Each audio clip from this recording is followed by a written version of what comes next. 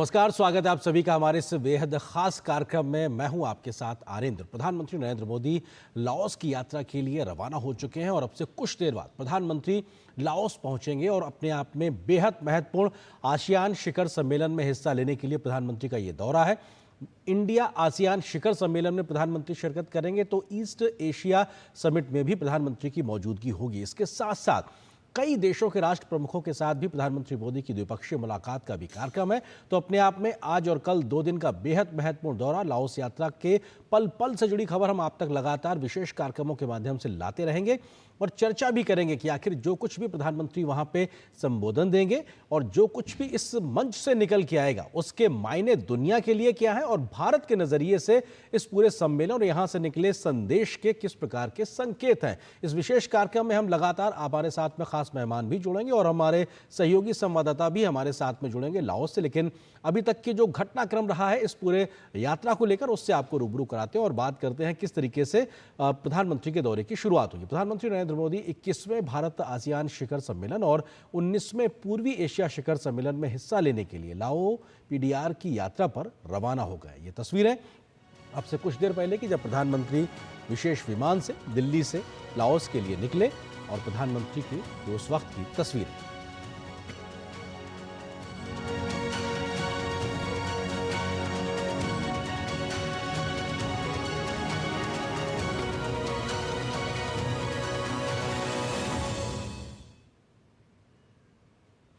और प्रधानमंत्री लाओ पीपुल्स डेमोक्रेटिक रिपब्लिक की यात्रा पर हैं। इस दौरान प्रधानमंत्री 21वें आसियान भारत और 19वें पूर्वी एशिया शिखर सम्मेलन में भाग लेंगे।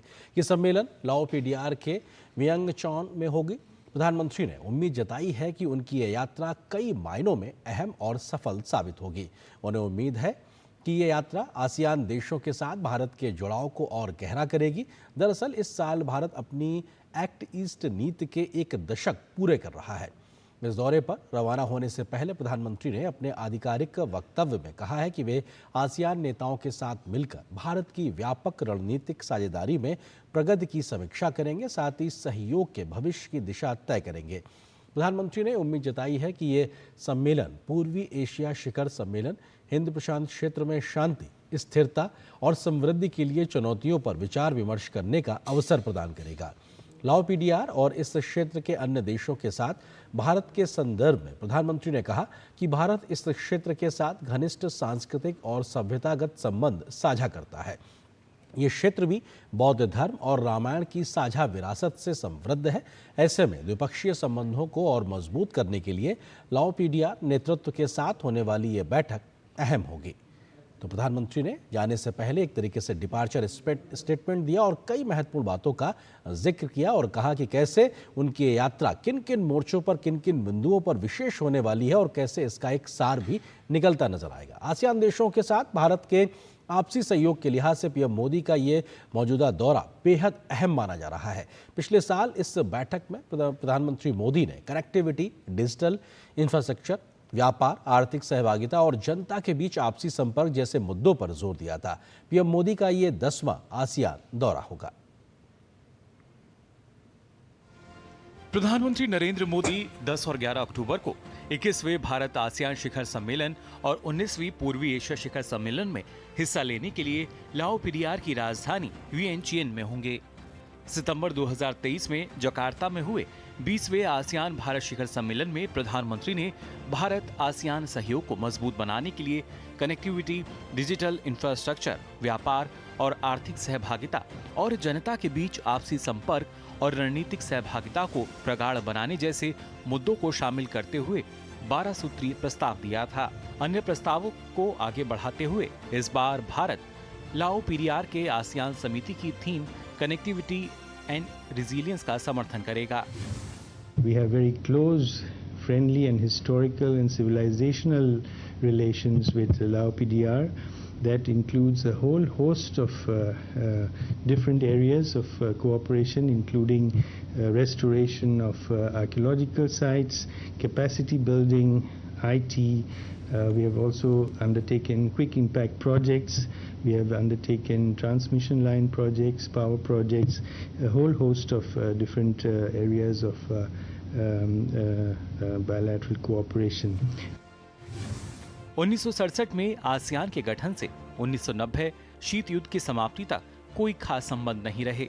1990 के बाद भारत ने आसियान को दक्षिण पूर्व एशिया के एक समूह के तौर पर देखना शुरू किया। 2002 के बाद भारत और आसियान अपने संबंधों को शिखर सम्मेलन के स्तर पर ले जाने में सहमत हुए। 2012 में भारत ने आसियान के साथ संबंधों को रणनीतिक सहयोग के स्तर पर पहुंचाया। 2014 की एक्ट ईस्ट पॉलिसी में भारत ने आसियान क्षेत्र को अहम भागीदार के रूप में पहचान दी।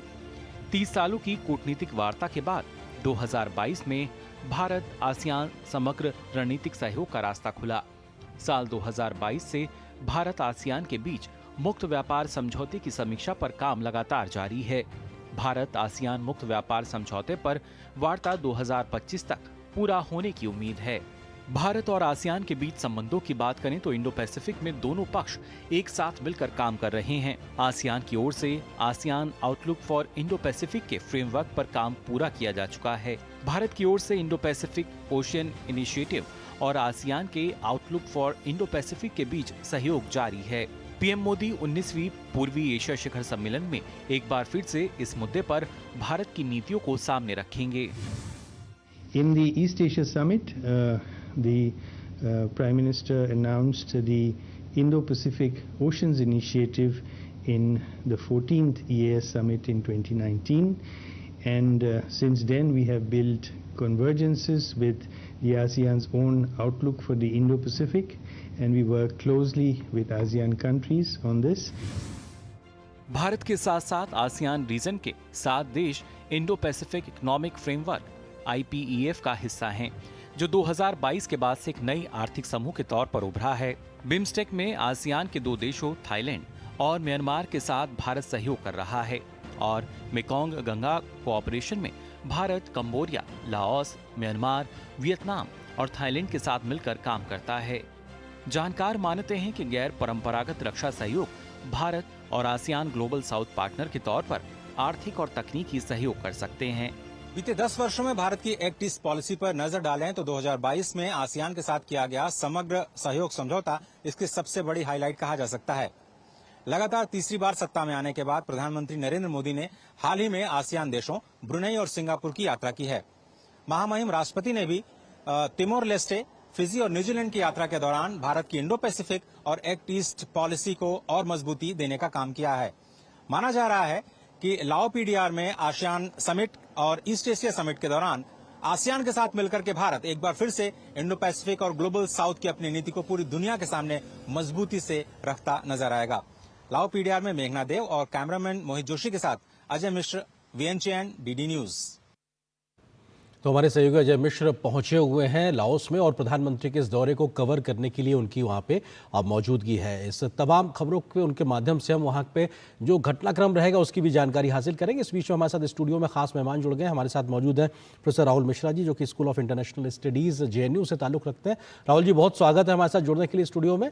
अब सवाल यही कि प्रधानमंत्री की इस यात्रा से किस प्रकार की एक बड़ी उम्मीदें हम कर सकते हैं, क्योंकि अगर देखा जाए तो बहुत महत्वपूर्ण प्रधानमंत्री 10वीं बार आसियान के मंच पर उनकी मौजूदगी और एक किसी नेता के तौर पर लगातार इस प्रकार से किसी मंच पर मौजूदगी के लिहाज से देखा जाए तो ये बहुत महत्वपूर्ण है। 10वां दौरा किस तरीके से अपेक्षा और उम्मीद कर सकते हैं इस पूरे समिट से?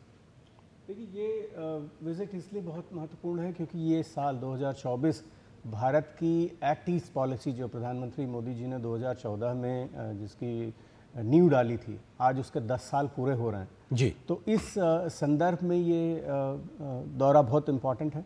और दूसरा ये है कि किसी भी पॉलिसी में, विदेश नीति के और कूटनीति के मामलों में कंसिस्टेंसी बहुत महत्वपूर्ण है। और ये जो 10वीं विजिट है, 10वां जो प्रधानमंत्री का जो इसमें पार्टिसिपेशन है, वो इसलिए महत्वपूर्ण है क्योंकि उन्होंने कभी कोई मीटिंग इस तरह से छोड़ी नहीं। आसियान को और साउथ ईस्ट एशिया को, दक्षिण पूर्व एशिया को जो महत्व मिलना चाहिए वो हमेशा एक केंद्रीय स्थान मिला है। भारत कहता है कि हमारे लिए इंडो पैसिफिक क्षेत्र में आसियान सेंट्रलिटी, आसियान केंद्र बिंदु है, हमारी इंडो पैसिफिक नीति का। और प्रधानमंत्री का दौरा और प्रधानमंत्री की इसमें भागीदारी एक बहुत ही प्रोएक्टिव भागीदारी ये दिखाती है कि भारत के लिए दक्षिण पूर्व एशिया कितना महत्वपूर्ण है, भारत के लिए एक्ट ईस्ट पॉलिसी कितनी महत्वपूर्ण है और इंडो पैसिफिक के व्यापक जो परिदृश्य है उसमें ये कितना महत्वपूर्ण स्थान रखता है। बिल्कुल, ये बहुत महत्वपूर्ण है किस तरीके से प्रधानमंत्री के आसियान को लेकर एक तरीके से 10वां एक दौरा होगा और साथ ही साथ एक्ट ईस्ट पॉलिसी के भी 10 वर्ष पूरे होते नजर आ रहे हैं। इस बातचीत को भी हम आगे बढ़ाएंगे, लेकिन कुछ और तस्वीरें और खबरें भी हम आपको लगातार दिखाते चलते हैं। प्रधानमंत्री नरेंद्र मोदी के लाओस दौरे को लेकर वहाँ पर जो तमाम लोग रह रहे हैं, माफ़ कीजिएगा, जो इस वक्त तमाम जो तस्वीरें भी आ रही हैं उसका भी हम जिक्र करते हैं कि किस तरीके से और प्रधानमंत्री नरेंद्र मोदी जो है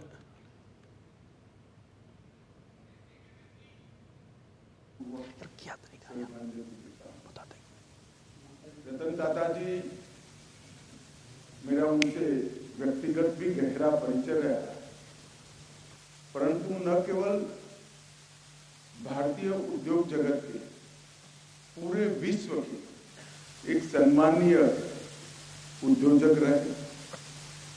टाटा समूह का नेतृत्व करना ही अपने आप में एक बहुत बड़ी बात होती है, परंतु उन्होंने टाटा समूह का नेतृत्व ऐसे समय में संभाला जब टाटा समूह को अनेक प्रकार के परिवर्तन करना जरूरी और धैर्यपूर्वक बारीकी से अध्ययन करके टाटा समूह के सारे उद्योगों को और काम करने की पद्धति को दोनों को उन्होंने परिवर्तित किया और पहले की तरह आज भी टाटा समूह भारत के उद्योग जगत में एक ध्रुव तारा बनकर है। उसमें रतन टाटा जी का बहुत बड़ा योगदान है। देश के अंदर सूचिता के साथ अपने उद्योग का, अपने समूह का विकास करना, देश के सारे कायदे कानून और रूल्स रेगुलेशन इसका पूर्णतः पालन करते हुए अपने उद्योग समूह को प्रमुख स्थान पर बनाए रखना और इसके साथ साथ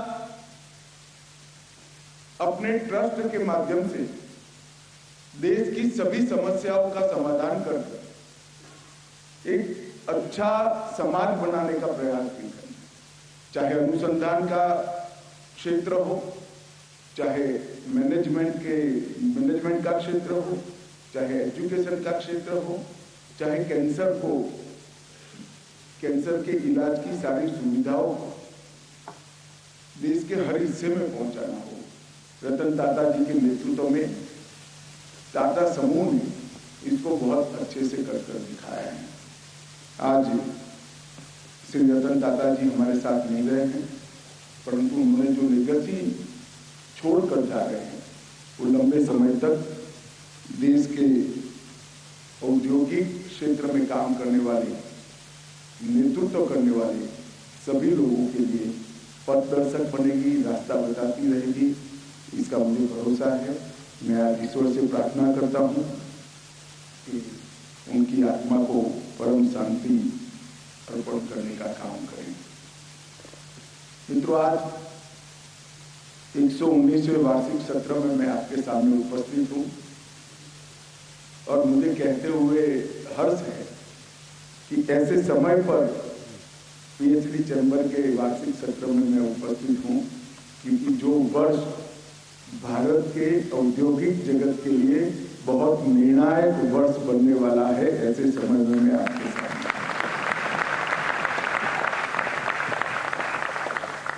दुनिया भर के लोकतंत्र के अंदर एक प्रकार से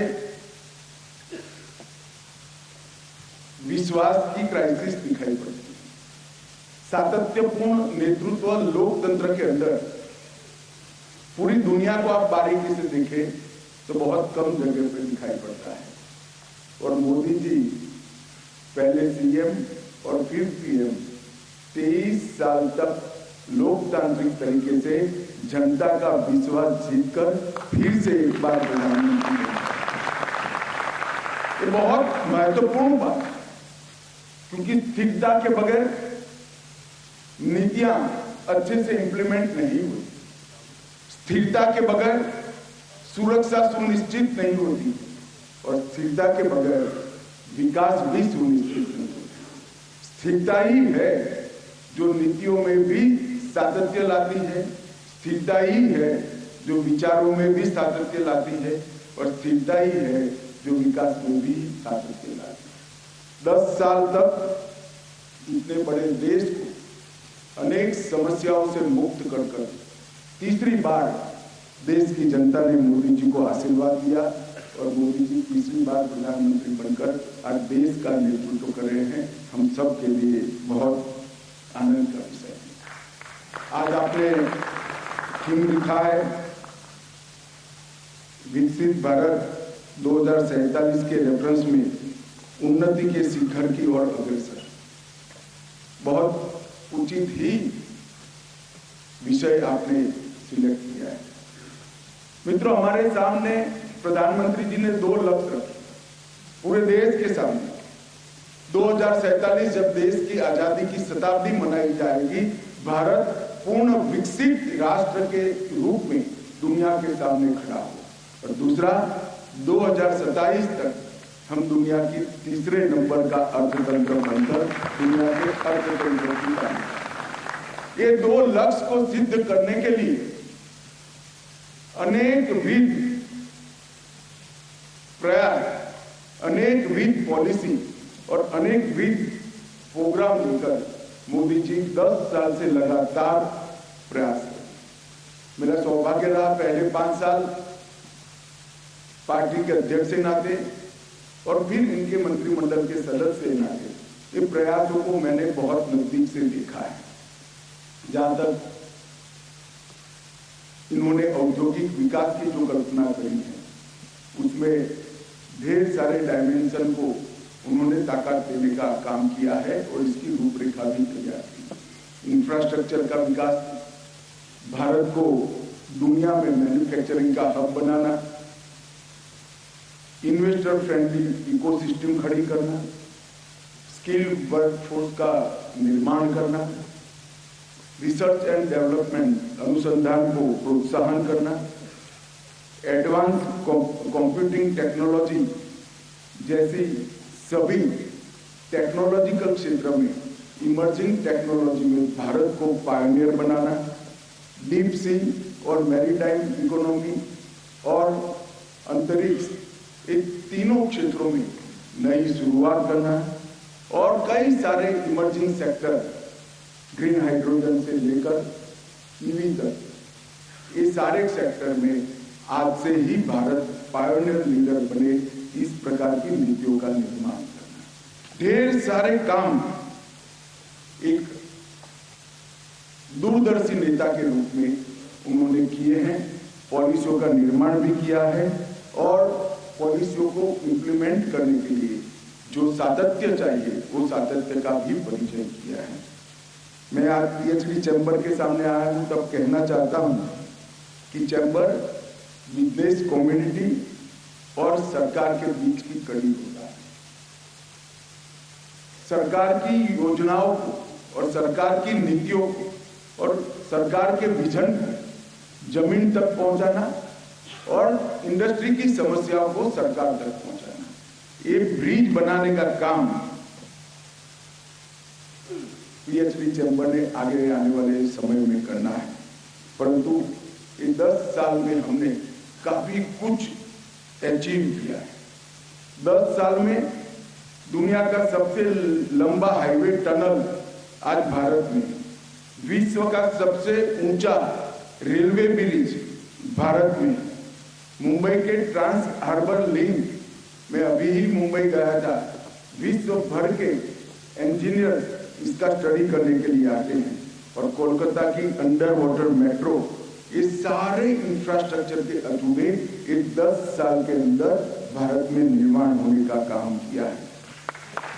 अंडमान निकोबार और लक्षद्वीप में समुद्र के नीचे बिछी ऑप्टिकल फाइबर से दूर दराज के क्षेत्र में कनेक्टिविटी लाकर वहां पड़ी हुई सभी बिजनेस अपॉर्चुनिटी का दोहन करना और सुरक्षा की दृष्टि से भी वो द्वीपों को मजबूत बनाना, चंद्रमा पर शिव शक्ति पॉइंट पर जब तिरंगा फहरता है, कोई ही भारतीय होगा जिसका गर्व हृदय गर्व से न होगा। सागरमाला परियोजना से देश के अविकसित रहे हुए सारे क्षेत्रों को रोड का जाला बुनकर जोड़ना, वंदे भारत एक्सप्रेस का जाला बुनकर देश में सुविधापूर्ण यात्रा का एक नया एवेन्यू खोलना, सेमीकंडक्टर मैन्युफैक्चरिंग से भले लेट हो गए हो मगर हमारी जरूरियातें पूरी कर कर पूरे विश्व भर की जरूरियातों को पूरा करने की दिशा में आगे जाना, इलेक्ट्रिक वाहनों में एक नई क्रांति लाना, एफडीआई को रिकॉर्ड स्तर पर ले जाकर विश्व का चौथे नंबर का हमारा फॉरेस्ट का भंडार बनना, ये बहुत बड़ा अचीवमेंट है। एक जमाना था जब हमें, आज तो सोचने में भी कमी आ रही है कि फॉरेस्ट की कमी के कारण देश का सोना गिरो रखना पड़ा था। आज हम विश्व का चौथे नंबर का सबसे बड़ा फॉरेस्ट का भंडार करते हैं। विश्व में सबसे तेजी से बढ़ती स्टार्टअप इकोनॉमी हम बने हैं। विश्व की सबसे बड़ी डिजिटल पेमेंट सिस्टम हमने सफलतापूर्वक लॉन्च की है और आज कई विश्व के कई देश इसको स्वीकार कर रहे हैं और कोऑपरेटिव बेस पर विश्व की सबसे बड़ी अन्न भंडारण की योजना भी इसी देश में ये 10 साल में ही मोदी जी लेके आए।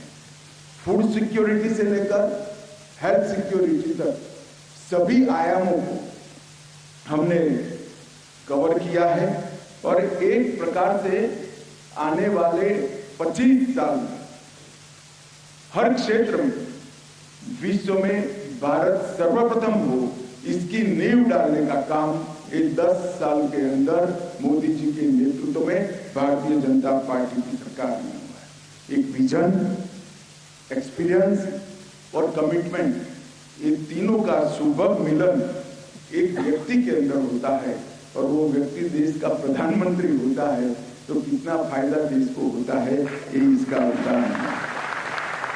अभी जब मोदी जी के 23 साल पब्लिक ऑफिस में समाप्त हुए, मुख्यमंत्री और प्रधानमंत्री के कार्यकाल के 23 साल के, मुझे ढेर सारे लोगों ने, विश्व भर के ढेर सारे पत्रकारों ने इंटरव्यू के लिए कहा था।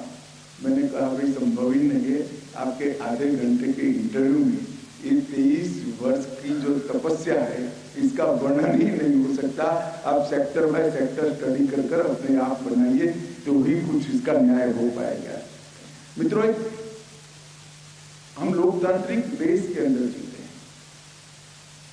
लोकतंत्र में जनता ही तय करती है कि सरकार का सुकान, सरकार की लीडरशिप किसके हाथ में। और जब तक हम कंपैरेटिव स्टडी नहीं करते, सही मूल्यांकन नहीं कर सकते, क्योंकि कमियों बगैर का समाज, कमी बगैर की परिस्थिति बनाना असंभव है। कितना भी कर लो, कुछ ना कुछ तो कमी रह ही जाएगी और मानव स्वभाव है, जो कमी है उस पर ही हमारी नजर जाती है। आपके पास जो कमी बच जाती है वही हमें खलती है, जो मिल गया इसका संतोष करने की मानसिकता कब होती है, मानव का स्वभाव है। इसलिए जब तक कंपैरेटिव स्टडी नहीं करते हैं तब तक हमने क्या पाया है इसका सही आकलन नहीं हो सकता। मैं इसलिए बड़े तटस्थतापूर्वक 2014 और 24 की देश की स्थिति को मैं लिख कर आपके सामने लाया हूं और एक कंपैरेटिव, कंप्यूटर पर सारे आंकड़े उपलब्ध हैं, सब साइटों पर, आप भी इसका स्टडी कर सकते हो। मगर सोचने का तरीका जब तक कंपैरेटिव नहीं करते तो हमारे अचीवमेंट हमें नहीं दिखते हैं, कमियां ही दिखती हैं। और निर्णय सही करना है तो अचीवमेंट को भी काउंट करना होगा और जो कमी रह गई है उसको पूरी करने के लिए नए सिरे से संकल्प करना पड़ेगा। मगर सारे अचीवमेंट को हम दरकिनार कर सोचेंगे तो आगे नहीं बढ़ सकते। तो मैं थोड़ी, मेरे पास भी आज टाइम की कमी है, मुझे तुरंत निकलना है, मगर मेरा आप सबसे रिक्वेस्ट है, मेरी बात ध्यान से सुनिएगा। एक कंपैरेटिव स्टडी है तो शायद आपको भी कंपैरिजन करने के लिए काम में है। 14 साल पहले सभी अर्थतंत्र पर लिखने वाले पत्रकार लिखते थे कि हमारे देश में पहले हमारे देश को पॉलिसी पैरालिसिस होता है, नीतियां नहीं बनती, हैफाजार्ड चलता है। मोदी जी ने पॉलिसी पैरालिसिस को समाप्त कर ढेर सारी नीतियों का सृजन कर पॉलिटिक्स ऑफ परफॉर्मेंस को एस्टैब्लिश करने का काम 2024 में करा है। कोई क्षेत्र ऐसा नहीं है जहां स्थायी नीति का निर्माण नहीं है। पहले भारत को फ्रेजाइल 5 में गिना जाता था, आज IMF हमें वैश्विक अर्थव्यवस्था में ब्राइट स्पॉट कर भारत को बार बार गिनाता है। इंफ्रास्ट्रक्चर के नाम पर केवल कुछ अटल जी ने शुरू की हुई सड़कें थी, आज इंफ्रास्ट्रक्चर के अंदर जोजिला टनल से लेकर चेनाब का रेल ब्रिज और बोगीबील का असम का ब्रिज हम सब के सामने खड़ा है। डबल डिजिट इन्फ्लेशन हुआ करता था, आज हम विश्वास के साथ डबल डिजिट ग्रोथ के दिशा में आगे बढ़ रहे हैं। कई सालों से हमारा ग्रोथ रेट G20 देशों में सबसे ज्यादा है। भारत से निवेशकों का भरोसा उठ चुका था, आज भारत मैन्युफैक्चरिंग के लिए एक अच्छा डेस्टिनेशन बन चुका है और 2021-22 में $85 बिलियन का रिकॉर्ड FDI प्राप्त करने में भारत ने सफलता हासिल।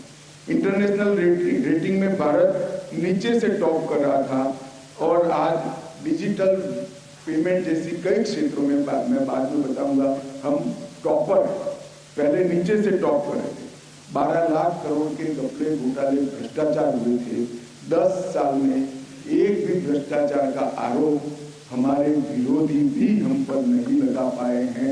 ये हमने पारदर्शी सरकार का एक नमूना पेश किया है। आतंकवाद, बम धमाके, नक्सलवाद इस देश के लिए नासूर बन चुका था। आज हम विश्वास के साथ कह सकते हैं कि कश्मीर हो, वामपंथी उग्रवाद हो या नॉर्थ ईस्ट, हमने आतंकवाद को 200 गज जमीन के नीचे दफन करने में सफलता प्राप्त की। ईज ऑफ डूइंग बिजनेस में हम 142 नंबर पर थे, आज हम 63वें नंबर पर है और मुझे पूरा विश्वास है बाकी सारे जो पैरामीटर्स हैं वो भी तुरंत हल हो सकते हैं, मगर हमारे देश की स्थानीय इंडस्ट्री को भी हमें बचाना पड़ेगा। पूरी बैंकिंग प्रणाली चरमरा गई थी, सच्ची बैलेंस शीट बैंक रख नहीं पाते थे। आज बैंकिंग सिस्टम को 2023-24 में सरकारी बैंकों को 1.40 लाख करोड़ का मुनाफा हुआ है। ये बताता है कि बैंकिंग सिस्टम कितनी मजबूत है। मैं इसलिए कह रहा हूं कि जब तक हम कंपेरेटिव नहीं देखते, हम स्थिति का मूल्यांकन नहीं करते। खाली मैं इंडस्ट्री की बात नहीं करता, हर क्षेत्र में नई नीतियां हैं, नीतियों के आधार पर देश आए।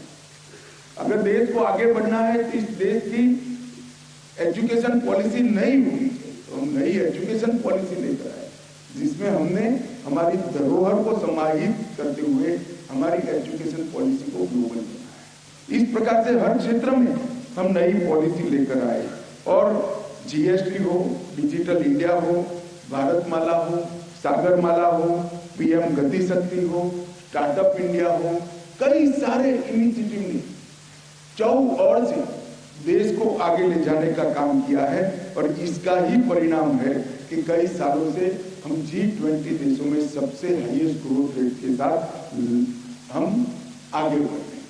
वोकल फॉर लोकल की बात हो, मिनिमम गवर्नमेंट मैक्सिमम गवर्नेंस का जब मोदी जी ने मंत्र दिया लाल किले की प्राचीर से, मुझे याद है टाइम्स ऑफ इंडिया ने आर्टिकल लिखा था कि मोदी जी बाकी सब कुछ कर पाए हो, ये कर पाएंगे या नहीं कर पाएंगे, इसका सवाल लोगों के मन में है।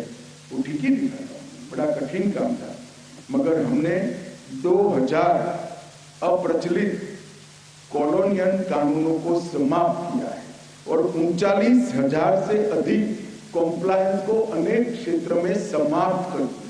पिसमिल होता है, आपको दिखता नहीं है।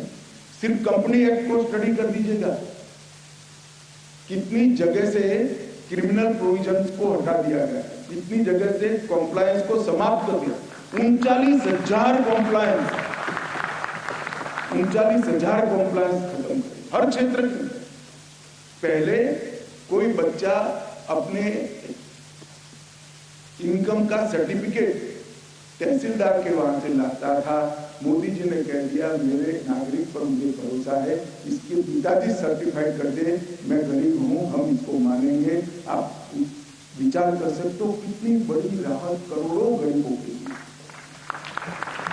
एक बच्चे को अपने पिताजी का मुफ्त इलाज कराना है, तहसीलदार के वहां जाना पड़ता था, रिश्वत देनी पड़ती थी, लाइन में खड़ा रहना पड़ता था कि मेरी इनकम कम है, सर्टिफिकेट दीजिए। आज मोदी जी ने कह दिया इसका बेटा कहे कि बाप गरीब है, बाप कहे बेटा गरीब है, वो देश का नागरिक है, उस पर भरोसा करो, कुछ नहीं किया।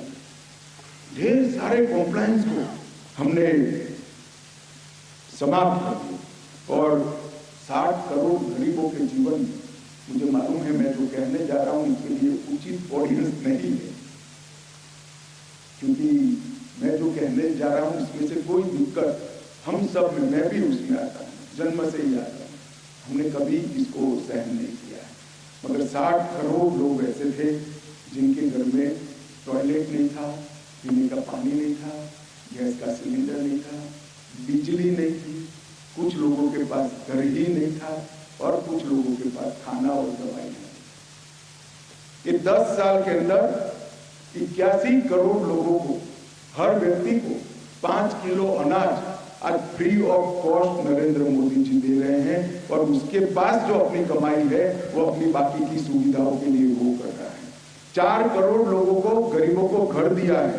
15 करोड़ परिवारों को, मतलब 60 करोड़ लोगों को घर में पीने का पानी नल से पहुंचा है। 11 करोड़ से अधिक लोगों को मुफ्त गैस का कनेक्शन दिया है और 12 करोड़ से ज्यादा घरों में टॉयलेट बनाने का काम है।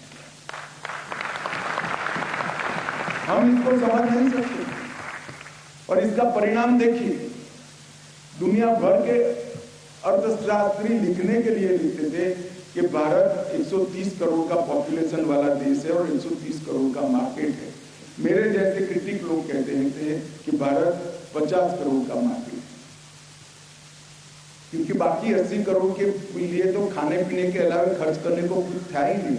मोदी जी ने इनकी ये सारी चिंताएं समाप्त कर आपके लिए भारत को 130 करोड़ का मार्केट बनाने का काम किया। आज उसका पूरा दिन जो अपने घर को चलाने में जाता था, आज उसका पूरा दिन कुछ कमाने में जाता है। अब वो इच्छा करता है मेरे घर में भी पंखा हो, मेरे घर में भी स्कूटी हो, मेरा बच्चा भी पढ़ लिख जाए, मेरा बच्चा भी आगे। जब एक देश में 60 करोड़ लोग देश की विकास की प्रक्रिया से ही जुड़े न हो तो देश कभी विकास नहीं होगा। आज मैं विश्वास के साथ कह सकता हूं देश की विकास की प्रक्रिया के साथ 130 करोड़ लोग जुड़ चुके हैं और इसीलिए हमारा ग्रोथ रेट आगे बढ़ा है। मित्रों, रिसर्च के लिए बहुत सारे काम किए हैं। 50,000 करोड़ से पहली बार रिसर्च फाउंडेशन की स्थापना हुई है और मैं आपको विश्वास के साथ कह सकता हूं आने वाले 25 साल में भारत विश्व में रिसर्च के क्षेत्र में टॉप पर होगा। हम 2 नंबर पर नहीं होंगे। आज 40 सेक्टर ऐसे हैं जिसमें विश्व में रिसर्च में हमारा चौथा नंबर है। 1 से 4 में 40 सेक्टर ऐसे। मैं आपको विश्वास के साथ कह सकता हूं कि 25 साल के बाद भारत रिसर्च में दुनिया को लीड कर रहा होगा। इसमें किसी को कंफ्यूजन रखने की जरूरत नहीं। मोदी जी ने ढेर सारा काम अनेक क्षेत्रों में किया है। इंटरनेट यूजर्स के मामले में हम दुनिया में 2 नंबर पर है। ग्लोबल फिनटेक एडॉप्शन रेट के मामले में दुनिया में 1 नंबर पर है। स्मार्टफोन डाटा खपत के मामले में दुनिया में 1 नंबर पर है। डिजिटल ट्रांजैक्शन दुनिया में रोज जो होते हैं उसमें से आधे आज भारत में हो रहे हैं। पहला रैंक हमने कई सारे वैक्सीन बनाने में पहला रैंक हमने प्राप्त किया है और ट्रैक्टर्स के भी सबसे बड़े निर्माता अगर कोई है तो भारत। आज भारत दुनिया का सबसे बड़े देशों में तीसरे नंबर का स्टार्टअप इकोसिस्टम बना है, दुनिया का दूसरे नंबर का मोबाइल निर्माता बना है, तीसरे नंबर का साइंटिस्ट और टेक्नीशियंस का पूल भारत में है और दवाओं के उत्पादन में भी हम दुनिया में दूसरे नंबर पर हैं। ढेर सारी जगह पे हम आगे बढ़े। मैं पीएचडी चैम्बर की इस वार्षिक सभा में आप सबको अनुरोध कर रहा हूं, अब हमने छोटा नहीं सोचा, साइज और स्केल दोनों बदल दीजिए, कंपनियों को ग्लोबल बनाइए और विश्व भर में भारत का दबदबा फैलाने के लिए हमारे चैम्बर निर्णय करे, हमारे उद्योजक निर्णय करे, ये बहुत जरूरी है। भारत की कंपनियों ने अपने साइज और स्केल दोनों बदल, सोचने की स्टाइल साइज बढ़ाइए और कंपनियों का स्केल बढ़ाइए।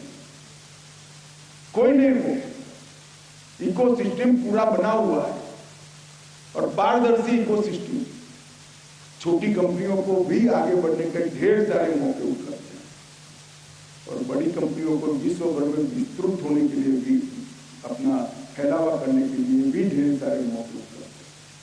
मित्रों, आज मुझे थोड़ा डिटेल बात करना था, फिर भी मैं कंपेरेटिव बताने में के लिए इसलिए ज्यादा मेरा टाइम दिया क्योंकि हमारा सोचने का तरीका, जब हम कंपेरेटिव सोचते हैं तो ही हमारी सही स्थिति का आकलन कर सकते हैं।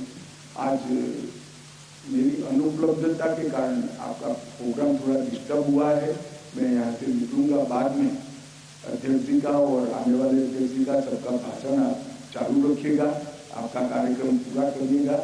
मैंने ही रिक्वेस्ट किया था कि पहले मैं थोड़ा बोलकर निकल जाऊंगा, तो आप लोगों को मिलकर बहुत खुशी हुई और मैं आशा करता हूँ कि आपसे रचनात्मक सुझाव सरकार को मिलते रहेंगे और आप विश्वास मानकर चलिएगा कि आपके जो रचनात्मक सुझाव होंगे उस पर हम बहुत प्रॉम्प्टली और क्विकली एक्ट करेंगे और परिणाम भी लाएंगे। आप सभी को अनंत अनंत शुभकामनाएं। धन्यवाद। हम बहुत बहुत आभारी हैं माननीय श्री अमित शाह जी के। तो ये सीधी तस्वीरें हम लोग देख रहे थे दिल्ली स्थित विज्ञान भवन से, जहां पर केंद्रीय गृह एवं सहकारिता मंत्री अमित शाह संबोधन दे रहे थे और व्यापार उद्योग संगठन के 119वें वार्षिक अधिवेशन के दरमियान उन्होंने सीधे तौर पे कहा कि किस प्रकार से बीते एक दशक में रिफॉर्म किए गए, परफॉर्म किया गया और ट्रांसफॉर्म किया गया। हर क्षेत्र की चुनौतियों से निपटने के लिए जमीन पे एक बड़ा बदलाव किया गया है। बिल्कुल, और वैसे भी इसकी जो सोच है इस सेशन की, उसमें यही रखा गया है कि कैसे विकसित भारत के लिए आगे का रोड मैप तैयार करना होगा, सबको साथ मिलकर बढ़ना होगा। लेकिन एक बार पुनः आपका स्वागत करते हैं प्रधानमंत्री नरेंद्र मोदी के लाओस दौरे पर आधारित इस कार्यक्रम में, जिसमें हम लगातार बात कर रहे हैं प्रधानमंत्री नरेंद्र मोदी की क्या सोच है इस बार जब आसियान इंडिया समिट होगा और जब ईस्ट एशिया समिट होगा, तो प्रधानमंत्री नरेंद्र मोदी भारत की किस विजन को सामने रखेंगे। हम जानते हैं कि कैसे पिछले साल आसियान इंडिया समिट की अगर हम बात करते हैं तो 11 सूत्री 12 सूत्री कार्यक्रम प्रधानमंत्री ने सामने रखा था, एक बड़ा विजन सामने रखा था प्रधानमंत्री ने। हमारे साथ विशेष मेहमान भी जुड़े हुए हैं, परिचय पुनः करवा देते हैं। हमारे साथ राहुल मिश्रा जी हमारे साथ में हैं, school of international studies JNU से ताल्लुक रखते हैं। इसके अलावा प्रोफेसर अशोक सज्जनहार जी, जो कि पूर्व वरिष्ठ राजनयिक रहे हैं। बहुत बहुत स्वागत है सर आपका भी। और निश्चित तौर से एम्बेसडर सज्जनहार, प्रधानमंत्री ने पिछली बार एक विजन दिया, जिस बात का जिक्र अभी ममता ने किया कि प्रधानमंत्री ने 12 सूत्रीय कार्यक्रम दिया, और ये दिखाता है कि कैसे भारत एक विजनरी सोच के साथ आगे बढ़ने के लिए, जमीनी समस्याओं को समझ के आगे बढ़ने के लिए तैयार दिखाई पड़ रहा है। आपको लगता है कि इस बार उससे एक बड़ा आगे जब रिव्यू करके आगे बढ़ते नजर आएंगे तो काफी ठोस कदम आगे बढ़ते हुए दिखाई पड़ेंगे?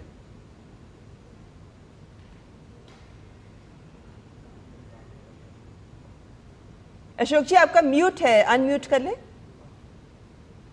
जी बहुत धन्यवाद। तो मैं पहले कह रहा था आपका अरेंज जी, ममता जी, बहुत शुक्रिया जो मुझे आमंत्रित करने के लिए यहाँ पर। और बहुत महत्वपूर्ण ये यात्रा है प्रधानमंत्री मोदी की। आपने, ममता जी ने जो कहा, अरेंज जी आपने जो कहा, जो ये 12 सूत्री कार्यक्रम प्रधानमंत्री मोदी ने इसको लॉन्च किया था पिछले साल जब वो गए थे। मैं बस 2 शब्द इसमें, अगर आप अरेंज मुझे इजाजत दें, तो मैं ये कहना चाहूंगा, देखिए हमारे लिए क्या महत्व है ईस्ट एशिया हमारी एक्ट ईस्ट एशिया का जो एक्ट ईस्ट का जो पॉलिसी है, जब प्रधानमंत्री मोदी आए थे 2014 में, मई में वो आए, उनकी सत्ता शुरू हुई और नवंबर में उन्होंने एक्ट ईस्ट पॉलिसी को लॉन्च किया था। वो गए थे म्यांमार में ईस्ट एशिया समिट, ऐसा ही था जो उनकी पहली यात्रा थी ईस्ट एशिया समिट में शिरकत करने के लिए। दूसरी बात, पिछले साल आपको याद है जो सितंबर में हमारा 9 तारीख को G20 यहाँ पर शिखर सम्मेलन हुआ था, पूरी दुनिया के सबसे शीर्ष नेता, वरिष्ठ नेता यहाँ पर आए थे G20 के सम्मेलन में। उससे 3 दिन पहले वहाँ पर ईस्ट एशिया समिट था जकार्ता में, और प्रधानमंत्री मोदी ने उनकी कितनी कमिटमेंट है जिसके बारे में हम बात कर रहे थे, इसको ईस्ट एशिया को लेकर, आसियान को लेकर, और अपने जो संबंध हैं आसियान के साथ उसको आगे कैसे ले जाया जाए। 3 दिन पहले वो वहाँ पर गए थे और उन्होंने वहाँ पर ये वाला 12 सूत्रीय कार्यक्रम दिया था। अब इसके ऊपर यकीनन बातचीत होगी क्योंकि ये बहुत ही महत्वपूर्ण था, जिसे मैं कहूँ फॉरवर्ड लुकिंग है, फ्यूचर लुकिंग ये इनिशिएटिव है। और इसके ऊपर पिछले 1 साल में क्या बातचीत हुई है, कनेक्टिविटी के ऊपर क्या बातचीत हुई है, पीपल टू पीपल कांटेक्ट में, ट्रेड में, कॉमर्स में, इन्वेस्टमेंट में, निवेश में, इन सब क्षेत्रों में क्या हमने आगे इसके बारे में बातचीत हुई है और कैसे हम अपने संबंधों को आगे लेकर जाएंगे। तो मैं समझता हूं जो ये दोनों जो शिखर सम्मेलन हो रहे हैं, एक इंडिया आसियान समिट और ईस्ट एशिया समिट, दोनों में हमें इसकी झलक देखने को मिलेगी, इसकी छाप देखने को मिलेगी जो प्रधानमंत्री मोदी ने पिछले साल कहा था, और उसको हम आगे कैसे लेकर जा रहे हैं।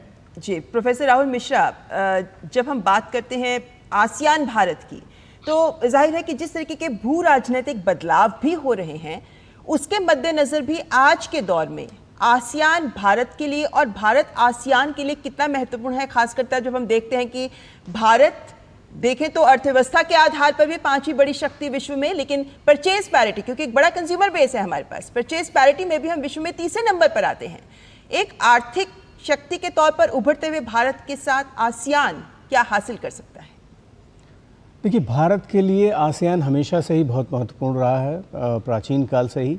1992 में लुकीस पॉलिसी जब लॉन्च हुई और 2014 में जब प्रधानमंत्री मोदी जी ने उसको एक और प्रोएक्टिव पॉलिसी के तौर पे, एक्ट ईस्ट पॉलिसी के तौर पे लॉन्च किया, तब से हम देख रहे हैं कि आसियान का महत्व बढ़ा है भारत के लिए, और उसकी कई वजह हैं। 4 वजहें मुझे लगता है सबसे महत्वपूर्ण है।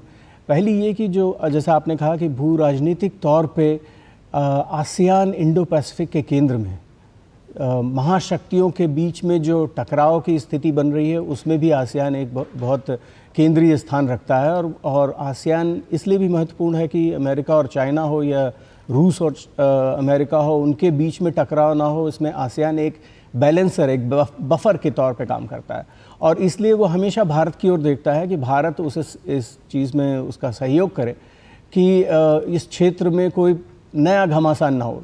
डिप्लोमेटिक घमासान चलता रहे, कोई बात नहीं, लेकिन कोई युद्ध की स्थिति ना हो। और मुझे लगता है उसके लिए उस परिदृश्य में भारत बहुत महत्वपूर्ण स्थान रखता है। दोनों, भारत और आसियान, एक दूसरे के लिए। सप्लाई चेन का जहाँ तक मामला है, या अर्थव्यवस्था के बीच में जो सामंजस्य है, उसको बैठाने के तौर पे अगर देखा जाए तो पिछले 10 सालों में भारत और आसियान के बीच में न सिर्फ ट्रेड इन गुड्स बहुत अच्छी तरह से बढ़ा है, बल्कि ट्रेड इन सर्विसेज बढ़ा है। जैसा कि पहले आर्यन जी ने कहा इस प्रोग्राम में कि जो डायस्पोरा की प्रेजेंस है वो बहुत इम्पॉर्टेंट है। दक्षिण पूर्व एशिया में व्यापार के मामले में और कल्चरल कनेक्शन के मामले में आसियान बहुत इम्पॉर्टेंट प्लेस रखता है, और एक ब्रिज के तौर पे काम करता है दोनों पक्षों के बीच में। इसके अलावा मुझे बहुत एक इम्पॉर्टेंट चीज़ लगती है कि जो भारत का अभी जो डिफेंस एक्सपोर्ट है, हम रक्षा के क्षेत्र में भारत ने, प्रधानमंत्री मोदी जी ने 2019 से जो नई पॉलिसी लाई कि हम जो है रक्षा के क्षेत्र में न सिर्फ आत्मनिर्भर बने बल्कि हम अपने निर्यात बढ़ाएं, तो उसमें दक्षिण पूर्व एशिया एक बहुत बड़ा मार्केट है। और भारत का जो सेमीकंडक्टर मिशन अभी लॉन्च हुआ है और सिंगापुर और मलेशिया के साथ एग्रीमेंट साइन हुए हैं, उस लिहाज से भी बहुत इम्पॉर्टेंट है कि दक्षिण पूर्व एशिया के देशों के साथ एक सामंजस्य, एक तालमेल बैठाया जाए और भारत एक सेमीकंडक्टर क्षेत्र में एक महाशक्ति के तौर पे उभरे। तो तमाम वजह हैं जिनमें हम देखते हैं कि आसियान भारत के लिए बहुत केंद्रीय स्थान रखता है। मुझे लगता है कि महाशक्तियों को अगर हम छोड़ दें, एक पूरे क्षेत्र, एक पूरे रीजनल ऑर्गेनाइजेशन को अगर हम देखें तो आसियान सबसे महत्वपूर्ण स्थान रखता है। बिल्कुल, तमाम जो 10 आसियान देश हैं उन्होंने भी इस संगठन को बहुत बेहतरी से आगे बढ़ाया है दुनिया के साथ नेगोशिएट करने के लिए, चाहे वो व्यापारिक हो, तमाम मसलों को लेकर। अमृता सज्जनहार जी, जिस बात का आप जिक्र कर रहे थे अपने पिछले जवाब में, प्रधानमंत्री का द्वारा आसियान बैठक को महत्व, जकार्ता इंडोनेशिया में पिछले साल इत्तेफाक से मुझे मौका मिला था उसको कवर करने के लिए, तो मैं गवाह रहा हूँ उन तस्वीरों का, और G20 के लिए जाहिर सी बात दिल्ली में थे तो उसका भी मौका मिला था, तो मैंने देखा उस कन्विक्शन को जो आप जिक्र कर रहे थे। सर, इस बार की थीम जो है आसियान समिट के लिहाज से देखा जाए तो कनेक्टिविटी और रेजिलियंस को लेकर है। कनेक्टिविटी पे अगर फोकस करें तो भारत भी लगातार कहता है, चाहे वो फिजिकल कनेक्टिविटी हो, डिजिटल कनेक्टिविटी हो या फिर पीपल टू पीपल कनेक्ट हो, इस पर लगातार पीएम मोदी का फोकस, और हमें लगता है कि वो दायरा भारतीय भौगोलिक सीमाओं से बेहतरी से आगे बढ़ते हुए दुनिया के देशों तक जा रहा है। इस मंच से उस कनेक्टिविटी में भारत का रोल और भारत के लिहाज से क्या कुछ अहम होने वाला है? जी, मेरे ख्याल से बहुत महत्वपूर्ण होना है। इसमें भी अगर आप मुझे इजाजत दें, मैं थोड़ा सा इसको पीछे लेकर जाऊंगा।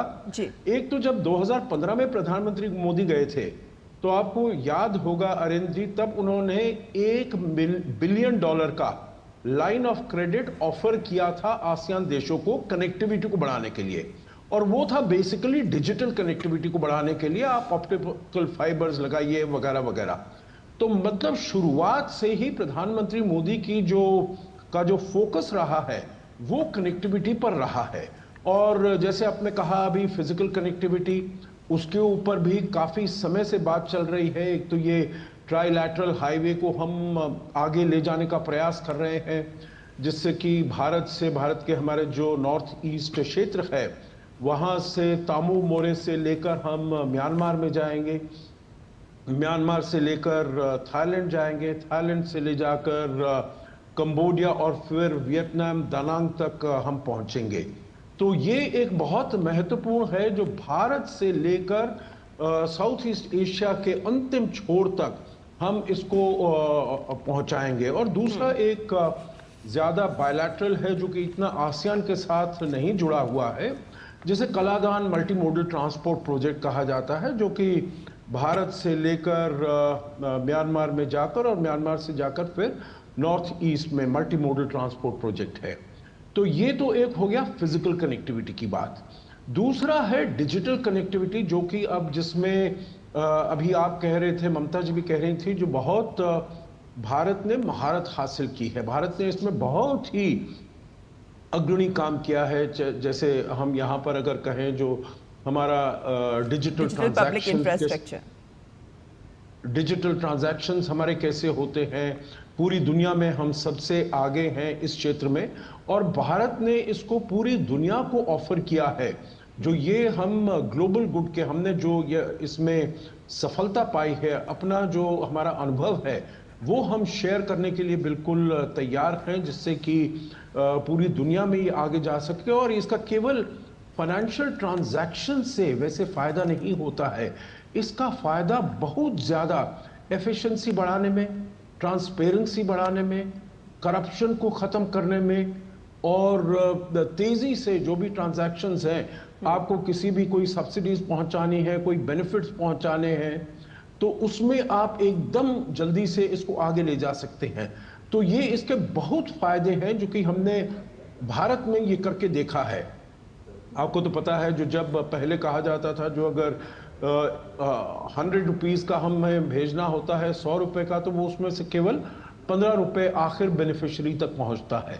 परंतु अब हमने देखा है 100 का 100% बेनिफिशियरी तक पहुंचता है। बिल्कुल अशोक जी, और ये संभव भी हो पाया है डिजिटल ट्रांजैक्शंस की वजह से, जिस तरीके से पूरी एक व्यवस्था अब देश में काम कर रही है। हम इस चर्चा पर वापस लौटेंगे, लेकिन उससे पहले यहाँ एक ब्रेक के लिए रुकते हैं, उसके बाद हाजिर होते हैं। MDH का किचन किंग किचन में हो तो हम सब कुछ बना सकते हैं। बैंगन का भरता, आलू गोभी, भिंडी मसाला और भी बहुत कुछ। MDH। बेटियां घर की रौनक हैं। बेटियां घर संवारती हैं। बेटियां पीढ़ियां सजाती हैं। बेटियां घर की बुनियाद कहलाती हैं। बेटियों को सलाम करता है मोंगिया स्टील, स्टील का बादशाह।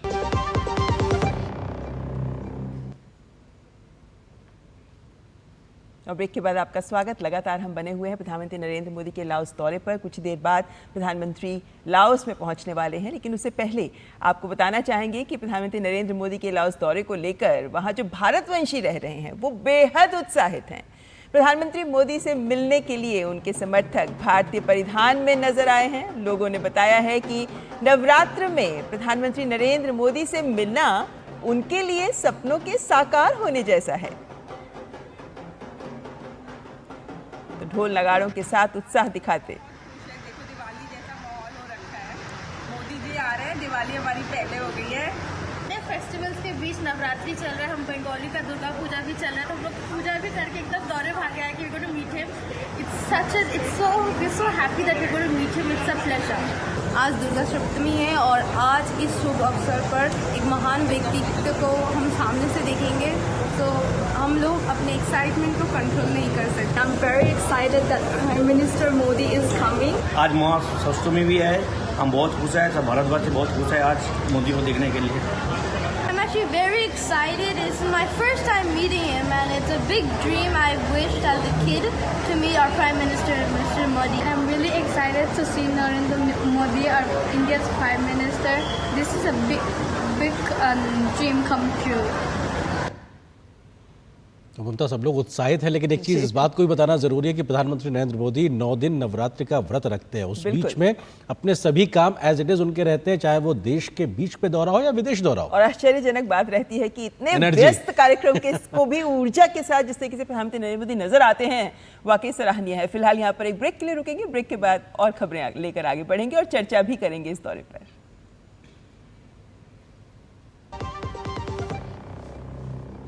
बच्चों को सर्टिफिकेट मिले तो कितना अच्छा लगता है ना। और अगर आपके आटे को भी मिले तो गेहूं की क्वालिटी, आटे की शुद्धता, रोटी की सॉफ्टनेस के लिए सर्टिफिकेट अगर होता तो है ना। आशीर्वाद आटा का क्वालिटी सर्टिफिकेट पैक स्कैन करो, खुद चेक करो। आशीर्वाद आटा, क्वालिटी का वादा, लिख के ले लो। बेटियां घर की रौनक हैं। बेटियां घर संवारती हैं। बेटियां पीढ़ियां सजाती हैं। बेटियां घर की बुनियाद कहलाती हैं। बेटियों को सलाम करता है मोंगिया स्टील, स्टील का बादशाह। ब्रेक के बाद आप सभी का एक बार फिर से स्वागत है। प्रधानमंत्री नरेंद्र मोदी का लाओस दौरा, कुछ देर बाद प्रधानमंत्री वहां पहुंचने वाले हैं। इंडिया आसियान समिट और ईस्ट एशिया समिट में प्रधानमंत्री की मौजूदगी होगी। द्विपक्षीय बैठकों का दौर भी होगा। हर पल की खबर हम लगातार आप तक लाते रहेंगे। 2 खास मेहमान हमारे साथ लगातार बने हुए हैं, चर्चा को उसके साथ आगे बढ़ाते हैं। प्रोफेसर राहुल मिश्रा जी, क्योंकि 10 वर्ष 2014 से एक्ट ईस्ट पॉलिसी के शुरू हो गए, तो ये पड़ाव इस लिहाज से भी अहम है कि हम पलट के देखें इस एक दशक में किस प्रकार से हमने एक बड़ा परिवर्तन उस नीति के आधार पे ज़मीन पे बदलाव के साथ लाया। क्योंकि तमाम जो हमारे ये देश है उनके साथ में हमने रणनीतिक रूप से अपनी साझेदारी को आगे बढ़ाया है, व्यापारिक साझेदारी को नए आयाम स्थापित किए हैं, तो रक्षा सुरक्षा में भी एक बहुत बेहतर समझ विकसित की है। किस तरह से आप देखते हैं इस एक दशक के सफर को? देखिए, इस पिछले एक दशक में अगर हम सिर्फ पॉलिसी पर्सपेक्टिव से बात करें तो एक आम धारणा है कि 2014 में मोदी जी ने एक्ट ईस्ट पॉलिसी लॉन्च कर दी और साल दर साल वो बढ़ती गई। ऐसा नहीं है। अगर आप ईस्ट एशिया समिट को सिर्फ देखें तो कैसे प्रधानमंत्री जी ने उसे बड़े सामरिक, बड़े स्ट्रेटेजिक तौर पे एक प्लेटफॉर्म के तौर पे इस्तेमाल किया है। पिछले साल एक 12 सूत्री प्रोग्राम दिया, जिसका इस साल हमें ऐसा लगता है कि इस लाओस की समिट में कनेक्टिविटी और रेजिलियंस पे एक agreement, series of agreement sign होने वाले हैं। 2019 में Indo Pacific oceans initiative East Asia summit के दौरान ही दिया गया। एक्ट ईस्ट पॉलिसी का खुद लॉन्च, जैसा कि एम्बेसडर सज्जनहार ने कहा, वो भी ईस्ट एशिया समिट के दौरान हुआ। तो बहुत बड़े बड़े इनिशिएटिव्स जो है वो उनका अनाउंसमेंट ईस्ट एशिया समिट के दौरान हुआ है। तो पॉलिसी लेवल पे ये बड़े परिवर्तन आए हैं भारत की विदेश नीति में दक्षिण पूर्व एशिया को लेकर के। अगर हम व्यापार को देखें तो व्यापार पहले से ज़्यादा कॉम्प्रिहेंसिव, एक बड़ा जो ट्रेड बास्केट है वो बड़ा हुआ है। सर्विसेज के सेक्टर में जो है बहुत सारे नए आयाम हमने हासिल किए। आज हम डॉलर पे या जो करेंसी बास्केट है, ग्लोबल करेंसी बास्केट है, उस पर डिपेंडेंट नहीं है। आज हम रुपए में ट्रेड कर रहे हैं मलेशिया जैसे बड़े इकोनॉमीज़ के साथ, और हम तमाम देशों के साथ कोशिश कर रहे हैं कि ये रुपए में ट्रेड हो। 1990 एक दक्षिण पूर्व एशिया का स्टूडेंट होने के नाते मैं बताना चाहता हूँ कि 1990 के दशक में जब भारत ने एयरक्राफ्ट कैरियर्स और सबमरीन्स की बात शुरू की, तो इंडोनेशिया और ऑस्ट्रेलिया दो देश थे जिन्होंने कहा कि भारत अगर अपनी सुरक्षा शक्तियों को बढ़ाएगा तो हमारे लिए खतरा है। एक्ट ईस्ट पॉलिसी के लॉन्च के बाद ये हुआ कि इंडोनेशिया जैसा बड़ा देश, जो सबसे बड़ा देश है दक्षिण पूर्व एशिया में, उसने अपना सबांग पोर्ट भारत को दिया है कि आप हमारे इस पोर्ट को डेवलप कीजिए, इसको इस तरह से बनाइए कि ये ट्रेड के मामले में भी और रक्षा के मामले में भी एक बड़ा हमारा लॉन्च पैड हो। और ये अंडमान निकोबार से काफ़ी नज़दीक है सबांग पोर्ट। तो ये एक जो विश्वास, एक जो ट्रस्ट बढ़ा है दक्षिण पूर्व एशिया के देशों में भारत के लिए, ये एक बहुत बड़ा अचीवमेंट है, ये एक बड़ा माइलस्टोन है जी। अगर हम रक्षा के एक्सपोर्ट्स की बात करें, डिफेंस एक्सपोर्ट्स की बात करें, तो वियतनाम ही नहीं, आज फिलीपींस और इंडोनेशिया जैसे देश ये चाहते हैं, मलेशिया जैसे देश चाहते हैं कि भारत अपनी डिफेंस टेक्नोलॉजी और डिफेंस इक्विपमेंट्स को उनके साथ साझा करे, ट्रेड करे। ये एक बहुत बड़ा डेवलपमेंट है। तो पहले जो भारत को कहा जाता था कि एक कल्चरल पावर है और सदियों के कनेक्शंस हैं हमारे साथ, और ठीक है राजनीतिक कूटनीतिक तौर पे हमारा सहयोगी रहा है, वो एक छोटा बड़ा नैरो सेक्टर था। आज वो बहुत ही मल्टी डायमेंशनल हो चुका है, बहुआयामी हो चुका है, और वो बहुत ही ज़्यादा उसमें जो डिलीवरेबल्स हैं वो बहुत स्ट्रांग हो गए। तो मुझे लगता है कि डिलीवरी के फ्रंट पे पिछले 10 सालों में बहुत ज़्यादा काम हुआ है। अभी काफ़ी काम बाकी भी है। कनेक्टिविटी जैसे कि एक बड़ा एस्पेक्ट है। 7 देशों के साथ भारत के तमाम जो शहर हैं उनकी डायरेक्ट फ्लाइट्स हैं दक्षिण पूर्व एशिया के शहरों के साथ। मुझे लगता है इसको और बढ़ाने की ज़रूरत है, लेकिन ये साथ ही पहले हमारे 2014 से पहले नहीं वाले हैं। ये कमिटमेंट है भारत सरकार का, 9 हो जाएंगे 2024 के अंत तक, ये सरकार ने कहा है। लेकिन यहाँ पर एक बात लेना चाहूंगी मैं, क्योंकि तमाम जब हम पहलू देखते हैं तो भारत का जोर हर पहलू पे रहा है, और ये हमारे 12 सूत्री जो प्रधानमंत्री ने ईस्ट एशिया समिट में पिछले साल मुद्दा रखा था, पॉइंट्स रखे थे, उनमें विदित भी है। लेकिन अशोक जी, ये सवाल मैं आपसे इसलिए भी चाहूंगी कि जब हम तमाम पहलुओं की बात करते हैं तो 2018 में जब हमारे 25 वर्ष पूरे हुए थे आसियान के साथ संबंधों के 1992 से शुरू होने के बाद, तो वहाँ पर स्ट्रैटेजिक पार्टनरशिप के तहत मैरीटाइम डोमेन को एम्फेसाइज किया गया कि उसको लेकर आगे बढ़ना है। जब हमने 12 सूत्री बिंदुओं पर नजर डालते हैं तो हम पाते हैं उसमें मैरीटाइम डोमेन यानी समुद्रिक क्षेत्र में प्रैक्टिकल सहयोग पर बात की गई है, प्रैक्टिकल कोऑपरेशन।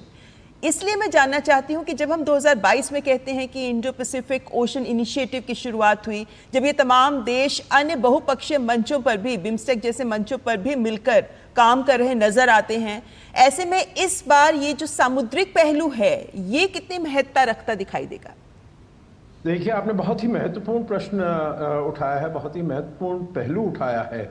एक पहले मैं वो कह दूं, बिम्स्टेक के बारे में आपने कहा, अभी 2 देश हैं जो आसियान के जो बिम्स्टेक के मेंबर्स हैं, म्यांमार और थाईलैंड। और अभी जब मलेशिया के प्रधानमंत्री यहाँ पर आए थे तो ये भी उन्होंने एक इंडिकेशन दिया था जो वो भी ज्वाइन कर सकते हैं, और अगर वो ज्वाइन करते हैं तो मैं समझता हूँ जिसे कहा जाता है it will be A shot in the arm for BIMSTEC, क्योंकि बिम्स्टेक को हम FTA को देख रहे हैं, फ्री ट्रेड एग्रीमेंट उसमें करने का हम प्रयास कर रहे हैं। जहां तक आपने मैरीटाइम डोमेन अवेयरनेस का कहा है ममता जी, बहुत ही इंपॉर्टेंट है, क्योंकि इसी 10 साल के दौरान हम देखते हैं, जिसे कहा जाए जो चीन की विस्तारवादी नीति जो है वो बहुत ही ज़्यादा बढ़ चढ़ गई है। देखिए, चीन ने साउथ चाइना सी में जिसे कहा जाए 9 डैश लाइन उसने ड्रॉ की थी, हालांकि उसे ड्रॉ तो किया था 1949 में, परंतु जिसे वो उसे बैक बर्नर पर रखा हुआ था, उसके ऊपर इतना ज़्यादा वो जोर नहीं देता था।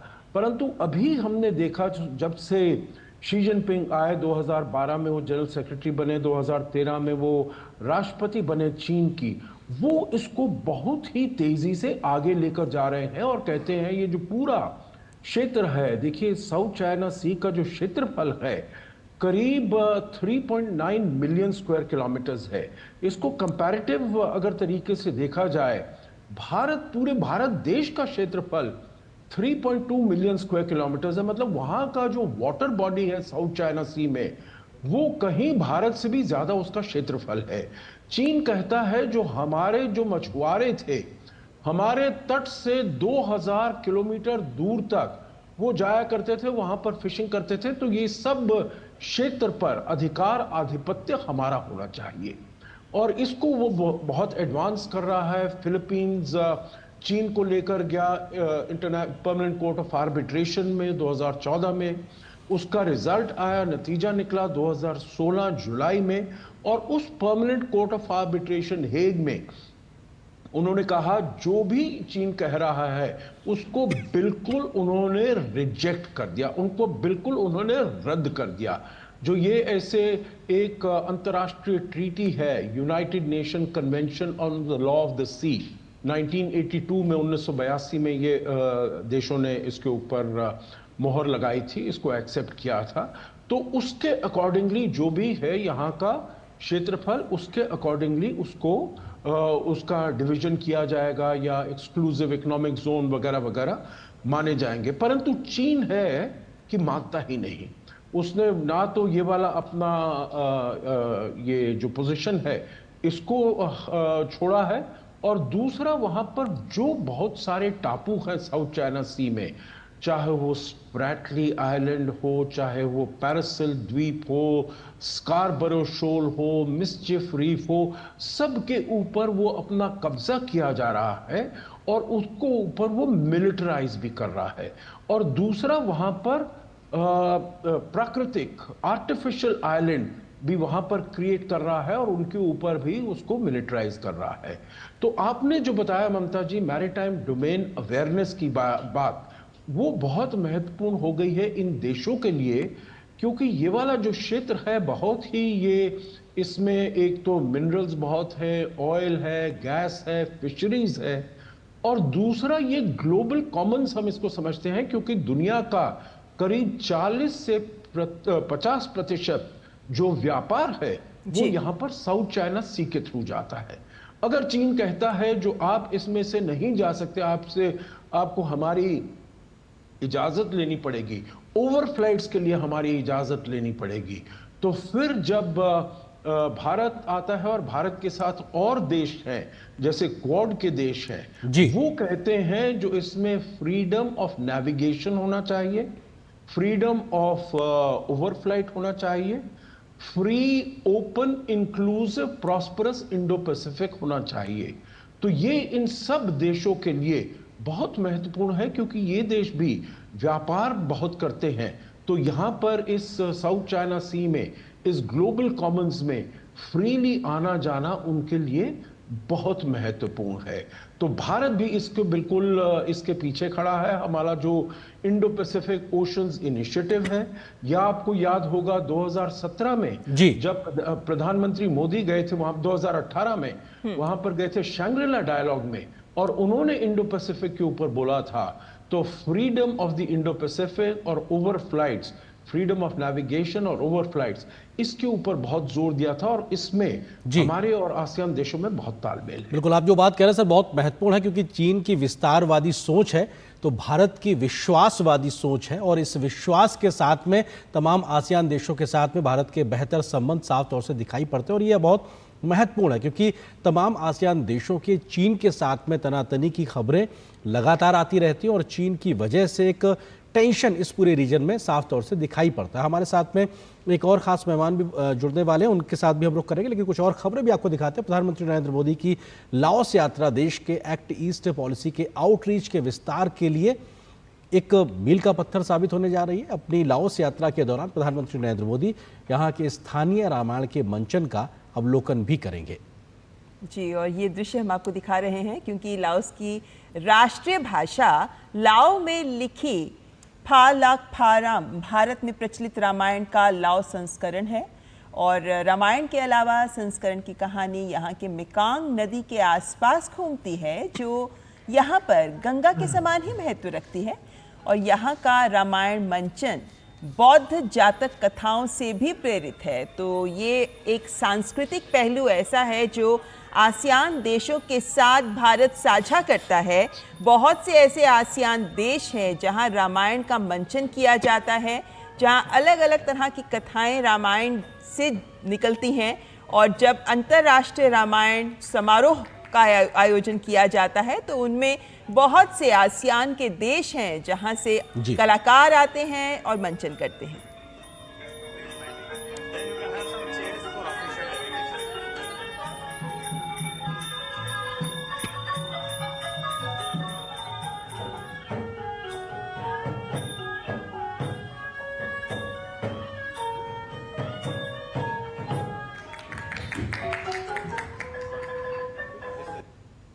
भगवान राम की कहानी पूरे आसियान क्षेत्र को आपस में बहुत मजबूती के साथ जोड़ती है, क्योंकि सनातन धर्म की जो जड़ें हैं अब वो न केवल भारत बल्कि आसपास के जो क्षेत्रों में भी बहुत ही गहरी हो चली हैं। इस वक्त आप देखिए तो लाओ में रामाकियन कहते हैं जो यहाँ का रामायण है, और आप ये देखिए ये लक्ष्मण, ये भगवान राम, ये सीता जी का मुकुट। आगे चलें तो आप रावण के मुकुट के ज़रिए जो रामलीला होती है, और मेरे पीछे कुछ रामलीला हो भी रही है, मैं आपको दिखाऊंगा। यहाँ पे हनुमान जी, सुग्रीव, मंदोदरी, जटायु, जिसको सतायु यहाँ पे कहते हैं, थोड़ा सा डिफरेंस ज़रूर मिल सकता है, लेकिन ये जो बहुत इंपॉर्टेंट कार्यक्रम है कि अभी इंटरनेशनल रामायण जो फेस्टिवल हुआ था उसमें लाओ की जो टीम थी उसने अयोध्या में परफॉर्म किया था। और आपको बताएं कि लाओ PDR पहला ऐसा देश है जो कि अयोध्या में भगवान श्री राम के मंदिर बनने के बाद भगवान के राम जी के नाम पे एक स्टैंप का भी अवलोकन किया। और मेरे पीछे आप देख रहे हैं ये जो रामलीला का मंचन किया जा रहा है वो बुराई पर अच्छाई की जीत के लिए जो कि एक विशेष तत्व माना जाता है पूरे रामायण का, उसको रामाकियन के माध्यम से यहाँ पर प्रदर्शित किया जा रहा है। और प्रधानमंत्री मोदी इसका अवलोकन करेंगे, और साथ ही साथ सभी जो साथी कलाकार हैं उनका भी उत्साहवर्धन करेंगे। तो जो रामायण न केवल लाओ बल्कि वियतनाम, थाईलैंड, इंडोनेशिया, म्यांमार जैसे तमाम देशों में अलग अलग रूपों में मनाई जाती रही है, और ये जो 2024 है उसको इंटरनेशनल ईयर फॉर रामायण भी मनाया जा रहा है। ये एक मुख्य आकर्षण होने जा रहा है। कैमरामैन महेश जोशी के साथ अजय मिश्र, DD न्यूज़, लाओ PDR। तो जाहिर है रामायण के खूबसूरत रंग जो प्रधानमंत्री नरेंद्र मोदी के सामने भी मंचन किया जाएगा। रामायण यानी भगवान राम की कहानी, जिसे वहाँ फालाम कहा जाता है, और इसका भी मंचन होगा। तो ये भी एक ऐसा जुड़ाव है, सांस्कृतिक जुड़ाव, जो इन देशों के बीच के रिश्तों को मजबूती देता है। इस वक्त हमारे साथ एम्बेसडर साहब जुड़ गए हैं, गुरजीत सिंह जी। जी गुरजीत जी, आपका भी स्वागत करते हैं हमारी इस चर्चा में। गुरजीत जी, एक महत्वपूर्ण बात, क्योंकि हम पहले से चर्चा कर रहे हैं, बहुत सारे महत्वपूर्ण आयाम पर हम चर्चा कर चुके हैं, लेकिन एक महत्वपूर्ण सवाल जो मैं आपसे समझना चाहूँगी वो ये भी कि जब हम इन तमाम देशों की बात करते हैं, आसियान भारत समिट की या ईस्ट एशिया समिट की बात करते हैं, तो एक बड़ा आधार जो इन मंचों पर मुख्य रूप से सामने आता है वो है आर्थिक पहलू। इस आर्थिक पहलू के मद्देनजर भारत क्या हासिल कर सकता है आसियान से, खासकर तब जब FTA का इंटीग्रेशन इन सभी देशों को जोड़ने के लिए बहुत महत्वपूर्ण रहा है, लेकिन जहां एक और ये तमाम देशों के लिए भारत की ओर से FTA के तहत एक सेट रूल्स दिए गए हैं, नियम दिए गए हैं, वहीं ये तमाम देश भारत के साथ अलग अलग तरीके से FTA के नियमों को लेकर आगे बढ़ते हैं। इस बार की बातचीत, इस बार के समिट में इस मोर्चे पर भी क्या भारत किस बिंदुओं के तहत आगे बढ़ना चाहेगा? दौरान तो हम वही बात कहेंगे कि जो IT का है, ASEAN India trade in goods agreement, उसका जो रिव्यू चल रहा है वो निर्धारित समय में अगले साल जरूर खत्म हो जाए। ये हमारा 1 पॉइंट एजेंडा है इसके ऊपर। लेकिन इसके अलावा हम कई रीजनल वैल्यू चेन्स खोलना चाहते हैं, जिसमें भारत और आसियान की कंपनी शामिल हो, और साथ में ऑस्ट्रेलिया और जापान के साथ हम ये काम कर सकें। लेकिन थोड़ा हमें पीछे जाकर ये बात देखनी चाहिए।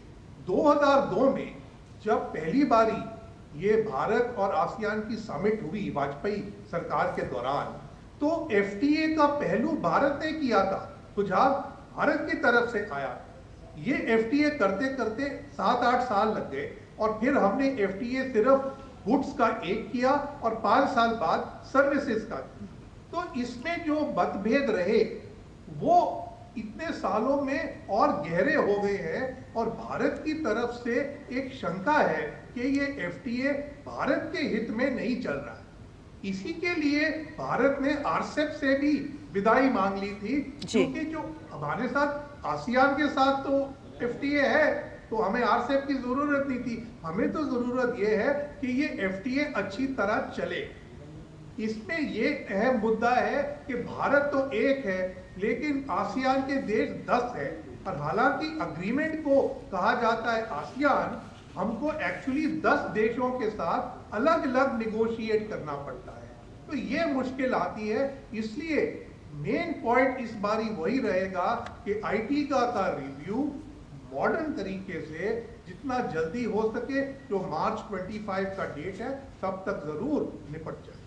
बिल्कुल राहुल मिश्रा जी, आपको लगता है कि जो बात हम आर्थिक मोर्चे के लिहाज से कर रहे हैं, जो कि मार्च 2025 तक इस रिव्यू प्रोसेस को कंप्लीट करने की बात है, लेकिन इस पूरे प्रोसेस के दरमियान भारत अपनी आर्थिक क्षमताओं को भी बहुत ज़्यादा बढ़ा चुका है। हमारी काबिलियत बहुत से क्षेत्रों में है, फिनटेक की बात हो या मैन्युफैक्चरिंग के लिहाज से हम तेज़ गति से एक मैन्युफैक्चरिंग हब के तौर पे विकसित हो रहे हैं, और सर्विसेज के लिहाज से भी हमारी बहुत सी सर्विसेज को लेकर भी आसियान देशों को उसमें हमारा लाभ मिलता है। आपको लगता है कि भारत का बढ़ता हुआ आर्थिक कद और ये जो रिव्यू प्रोसेस चल रहा है, इस बीच में कौन से कोर सेक्टर्स होंगे जहां पे ज़्यादा बात होती नजर आएगी? देखिए, सबसे पहली चीज़ ये है कि आसियान इंडिया FTA के बारे में मैं कहना चाहता हूँ कि कोई भी व्यापार समझौता, किसी भी, चाहे वो द्विपक्षीय हो, चाहे वो मल्टीलैटरल हो, कोई भी व्यापार समझौता बहुत आसानी से होने वाली चीज़ नहीं है। जैसे बाज़ार भी आप जाइए और किसी दुकानदार से सामान खरीदिए, तो भी उसमें निगोशिएशन प्रोसेस होते हैं, कहीं थोड़ा ऊंच नीच होती है, उसमें कोई बहुत बड़ी समस्या नहीं है। और ये रिव्यू प्रोसेस मुझे लगता है बहुत सारी चीज़ों को स्ट्रीमलाइन कर देगा। इतने साल होने के बाद, जैसा आपने कहा, भारत की शक्तियाँ भी बढ़ी हैं और आसियान इस बात को समझता है। जहाँ तक कोर सेक्टर्स का सवाल है, मुझे लगता है कि अब भारत का फोकस पहले तो ये है कि गुड्स के सेक्टर में जहाँ हमारी कॉम्पिटेंस ज़्यादा है, वहाँ पे हम ज़्यादा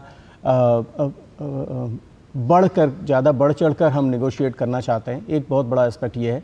लेकिन इसके अलावा एक बहुत बड़ी चीज़ है कि जो आगे का, हमें जो भविष्य की जो सोच है, और प्रधानमंत्री जी के दौरों से भी हमें ये चीज़ दिखी, सिंगापुर और ब्रुनेई जो इनकमिंग विजिट्स थी मलेशिया और वियतनाम के प्रधानमंत्रियों की तरफ से, उससे भी हमें एक चीज़ ये बहुत साफ दिख रही है कि अब इंडिया आसियान FTA इन गुड्स के अलावा या इवन सर्विसेज के अलावा जो फॉरवर्ड लुकिंग अप्रोच है, उसमें हमें ये देखना है कि 2030 में या 2047 में, जैसा कि प्रधानमंत्री मोदी जी ने कहा, उसको सामने रखते हुए कौन से सेक्टर्स हैं। तो उसमें सबसे बड़ा सेक्टर है सेमीकंडक्टर्स, दूसरा सेक्टर है डिफेंस एक्सपोर्ट्स, तीसरा सेक्टर है इंफ्रास्ट्रक्चर कनेक्टिविटी में जो इन्वेस्टमेंट्स हैं, चौथा है दक्षिण पूर्व एशिया के देश भारत में बजाय न सिर्फ मेक इन इंडिया की बात करें, बल्कि भारत में वो निवेश बढ़ाएं। जैसे मलेशिया का भारत में इंफ्रास्ट्रक्चर में और कंस्ट्रक्शन सेक्टर में बहुत बड़ा इन्वेस्टमेंट है, उसको बढ़ाने की ज़रूरत है।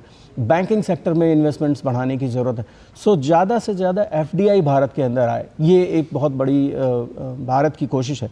साथ ही साथ भारत ये भी चाहता है कि जो कंपनीज, जो जॉइंट वेंचर्स हैं, जैसे अगेन सेमीकंडक्टर एक सेक्टर है जिसमें भारत दक्षिण पूर्व एशिया के देशों के साथ मिलकर काम करे, इंफ्रास्ट्रक्चर को बढ़ाने में, पोर्ट्स के डेवलपमेंट में, जैसे भारत का सागरमाला इनिशिएटिव है, उसमें क्या दक्षिण पूर्व एशिया के देश सहयोग कर सकते हैं। जैसे ब्रुनेई जो हॉस्पिटैलिटी सेक्टर में एक लीडर है, या सिंगापुर जो टूरिज्म सेक्टर में लीडर है, इनके साथ हम क्या कोलैबोरेशन, क्या पार्टनरशिप्स कर सकते हैं, जॉइंट डेवलपमेंट प्रोग्राम्स कर सकते हैं, या जॉइंट वेंचर्स कर सकते हैं, चाहे भारत के अंदर या किसी तीसरे देश के अंदर। इसके साथ साथ एनर्जी सेक्टर बहुत इंपॉर्टेंट है। इंडोनेशिया हो या ब्रुनेई हो, भारत का इन्वेस्टमेंट काफ़ी ज़्यादा है। वियतनाम एक बड़ा सेक्टर है जहाँ पे अभी टाटा के अलावा अभी अडानी की कोशिश है कि वहाँ पे इन्वेस्टमेंट्स को बढ़ाया जाए और वियतनाम के साथ एनर्जी कॉपरेशन को बढ़ाया जाए। तो तमाम सेक्टर्स है जिसमें अभी बात हो रही है कि फॉरवर्ड लुकिंग अप्रोच क्या हो, लेकिन साथ ही साथ जो डिफरेंसेस हैं, जो निगोशिएशंस हैं, उसको स्ट्रीमलाइन करने की भी जरूरत है। बिल्कुल, लेकिन यहाँ पे महत्वपूर्ण बात जो अपने दर्शकों को बताना चाहेंगे कि प्रधानमंत्री नरेंद्र मोदी लाओस की राजधानी वियंगचान पहुंच चुके हैं। कुछ देर में ये विजुअल्स में आपके सामने लेकर आएंगे और प्रधानमंत्री के इस दौरे को लेकर बहुत उम्मीदें हैं, भारत को भी बहुत उम्मीदें हैं, आसियान के देशों को भी, क्योंकि इन देशों के साथ भी जो भारत का व्यापार, ये दृश्य आपके सामने दिखा रहे हैं, प्रधानमंत्री नरेंद्र मोदी वियंगचान पहुंच चुके हैं। और लाओस में प्रधानमंत्री नरेंद्र मोदी जहां एक और आसियान शिखर सम्मेलन में भाग लेंगे, आसियान भारत शिखर सम्मेलन में भाग लेंगे, तो साथ ही साथ ईस्ट एशिया समिट में भी प्रधानमंत्री नरेंद्र मोदी शिरकत करेंगे। तो वियंगचान लाओस में प्रधानमंत्री नरेंद्र मोदी का आगमन, रेड कारपेट दिखाई पड़ रहा है प्रधानमंत्री के लिए और गार्ड ऑफ ऑनर दिया गया। ये दिखाता है कि प्रधानमंत्री नरेंद्र मोदी और भारत के प्रधानमंत्री नरेंद्र मोदी और भारतीयों के लिए एक सम्मान सीधे तौर पर लाल कालीन नजर आ रहा है और ये हमारे भारत के प्रधानमंत्री के प्रति सम्मान को प्रदर्शित करता है। गार्ड ऑफ ऑनर दिया जा रहा है और तमाम मेहमानों की मौजूदगी और जिस बात का जिक्र आपने किया 19वें पूर्वी एशिया शिखर सम्मेलन और इसके अलावा भारत और आसियान शिखर सम्मेलन में प्रधानमंत्री की मौजूदगी होगी और पिछले बैठकों में जो फैसले लिए गए हैं उसका रिव्यू होगा, तो भविष्य के लिए भी एक बड़ा आधार तैयार करने का मौका होगा। और साथ ही अगर हम बात करते हैं भारत लाओस संबंधों की भी, तो इन संबंधों को भी आगे बढ़ाने में जाहिर है कि ये दौरा बहुत महत्वपूर्ण रहेगा। प्रधानमंत्री नरेंद्र मोदी की कई द्विपक्षीय वार्ताएं भी शेड्यूल में हैं जिन पर सबकी नज़र रहेगी, लेकिन आसियान देश, जो 10 आसियान देश हैं, उनके साथ भारत किस तरीके से अपनी सागर नीति के तहत आगे बढ़ेगा, अपनी एक्ट ईस्ट नीति के तहत। हम जानते हैं प्रधानमंत्री नरेंद्र मोदी ने जब 2014 में सत्ता संभाली थी तभी जो लुक ईस्ट नीति को एक्ट ईस्ट नीति के तौर पर आगे बढ़ाया, उससे इस नीति को मजबूत जमीन मिली और इसी नीति के अंतर्गत ये जो आसियान के देश हैं, ये तमाम आसियान के 10 देश हमारे लिए बहुत महत्वपूर्ण रखते हैं, खासकर तब जब हम हिंद प्रशांत क्षेत्र को लेकर न केवल भारत बल्कि विश्व के तमाम देश बहुत गंभीरता से इस पूरे क्षेत्र के रणनीतिक उथल पुथल पर भी नजर रखे होते हैं। ऐसे में भारत और आसियान देश मिलकर इस क्षेत्र में शांति, स्थिरता और समृद्धि में कैसे योगदान कर सकते हैं महत्वपूर्ण है, क्योंकि आसियान देश और भारत को अगर हम मिलाकर बात करते हैं तो विश्व की 7% GDP और 26% जनसंख्या है जिसका प्रतिनिधित्व करते नजर आते हैं भारत और आसियान के ये 10 देश। और इसीलिए जब ये एक ताकत, एक स्थिर ताकत बनकर सामने उभरते हैं तो ये विश्व की भी समृद्धि के लिए महत्वपूर्ण है। और भारत इस मंच पर न केवल इस पूरे क्षेत्र की समृद्धि को लेकर अपनी बात रखना चाहेगा बल्कि साथ ही ग्लोबल साउथ से जुड़े मुद्दों को भी यहाँ पर इस मंच पर रखना चाहेगा। भारत की ओर से पिछले 10 वर्षों में एक्ट ईस्ट नीति के अंतर्गत जो बड़े आयाम हासिल किए गए हैं, जो ठोस आधार तैयार किया गया है, उसी को लेकर एक बार पुनः प्रधानमंत्री नरेंद्र मोदी जब आसियान भारत शिखर सम्मेलन और ईस्ट एशिया शिखर सम्मेलन में शिरकत करेंगे तो उन्हीं आयाम पर आगे बढ़ता भारत। तो एक चीज़ और भी है, क्योंकि जब हम भौगोलिक रूप से निकटता की बात करते हैं तो उसका एक मुजाहरा ये भी है कि प्रधानमंत्री जब दिल्ली से गए तो कितने कम वक्त में अपने पड़ोसी देश तक पहुंच गए। तो ये जो भौगोलिक निकटता है इसको दिलों की निकटता में बदलने का प्रयास लगातार प्रधानमंत्री मोदी एक दशक से कर रहे हैं और इसका ज़मीनी बदलाव भी हमको देखने को मिला। जिस बात का आपने जिक्र किया और हम लोग लगातार चर्चा भी कर रहे हैं अपने मेहमानों के साथ में, हर एक क्षेत्र में कैसे सहयोग को आगे बढ़ाने पर एक समझ विकसित हुई है, चाहे वो रक्षा सुरक्षा का मामला हो, रणनीतिक साझेदारी हो, व्यापार और निवेश को बढ़ाने की बात हो, या फिर महामारी जैसा जो समय स्वास्थ्य के मोर्चे पे हमने देखा कि कोविड के समय में किस प्रकार से एक सहयोग को आगे बढ़ाने का मौका देखने को मिला। तो ये अपने आप में बेहद महत्वपूर्ण है। मिस्टर सज्जनार, मैं आपके पास आना चाहता हूँ और ये तस्वीरें प्रधानमंत्री की अब मौजूदगी इस वक्त वहाँ हो गई, लाओस वो पहुँच चुके हैं और अपने आप में अब बैठकों के दौर की शुरुआत भी होगी। अब ठोस रणनीतिक बैठकों के मोर्चे से हम किस तरीके की अपेक्षा उम्मीद कर सकते हैं, क्योंकि एक दशक के सफर में भारत ने एक्ट ईस्ट पॉलिसी के तहत बहुत कुछ हासिल किया है और विश्वास बहाली की एक नई इबारत कायम की है। लेकिन इसमें एक पहलू ये भी मैं जोड़ दूं साथ में कि प्रधानमंत्री मोदी का एक वैश्विक नेता के तौर पर जो एक बड़ा कद है, आज दुनिया उसको भी देख रही है। उस लिहाज से पीएम मोदी की मौजूदगी क्या कुछ मायने? मिस्टर सज्जनार जी, आप बिल्कुल ठीक कह रहे हैं। देखिए, बहुत महत्वपूर्ण है। एक तो भारत की अगर अर्थव्यवस्था देखी जाए, क्योंकि अगर पूरी दुनिया देखती है तो वो देखती है जो अर्थव्यवस्था कैसे भारत की पिछले 10 साल में आगे बढ़ी है। और सबको मालूम है, जो आपने भी कहा था, जो पहले इसको कहा जाया करता था, जो भारत 2011-12 में फ्रेजाइल 5 के देशों में आता था, यहाँ पर पॉलिसी पैरालिसिस जैसा हो गया था, कुछ आगे काम नहीं चल रहा था। परंतु पिछले 10 साल में हमने देखा है जो 5वें नंबर पर अर्थव्यवस्था आई है और बहुत ही शीघ्र अब 3रे नंबर पर अर्थव्यवस्था आएगी। और अगर हमारी अर्थव्यवस्था ठीक है अरेन जी, तो हमारी क्षमता भी बढ़ जाती है, हमारी पूरी दुनिया में काम करने की क्षमता बढ़ जाती है। अगर हम अपने पड़ोस में ही देखें, श्रीलंका में 2022 में जब वहां पर इतना ज़्यादा इकोनॉमिक क्राइसिस हुआ, जो ना वहाँ पर दवाई थी, ना खाना था, ना कुछ उर्वरक थे उनके पास, भारत ने 4-4.5 बिलियन डॉलर की उनकी सहायता की। अभी हाल में मालदीव्स का हमने देखा है 400 मिलियन डॉलर और 3,000 करोड़ रुपए के हमने उनकी सहायता की। तो भारत की क्षमता बढ़ जाती है, और ये आसियान के देश भी देख रहे हैं जो भारत का कैसे न केवल आर्थिक तरीके से परंतु सामरिक रूप में भारत का कद कैसे पूरी दुनिया में बढ़ा है। जो हमारे संबंध जो हैं, हम क्वाड के मेंबर हैं, हमारे संबंध अमेरिका के साथ बहुत अच्छे हैं, यूरोप के साथ, जापान के साथ बड़े अच्छे हमारे संबंध हुए हैं। परंतु ये जो उथल पुथल हो रही है पूरी दुनिया में, उसके बावजूद भारत ने अपने संबंध रूस के साथ ठीक नॉर्मल बनाकर रखे हैं, चाहे वहां से तेल लेने की बात हो या फिर वहां पर रूस के साथ संबंधों को ठीक रखने की बात हो।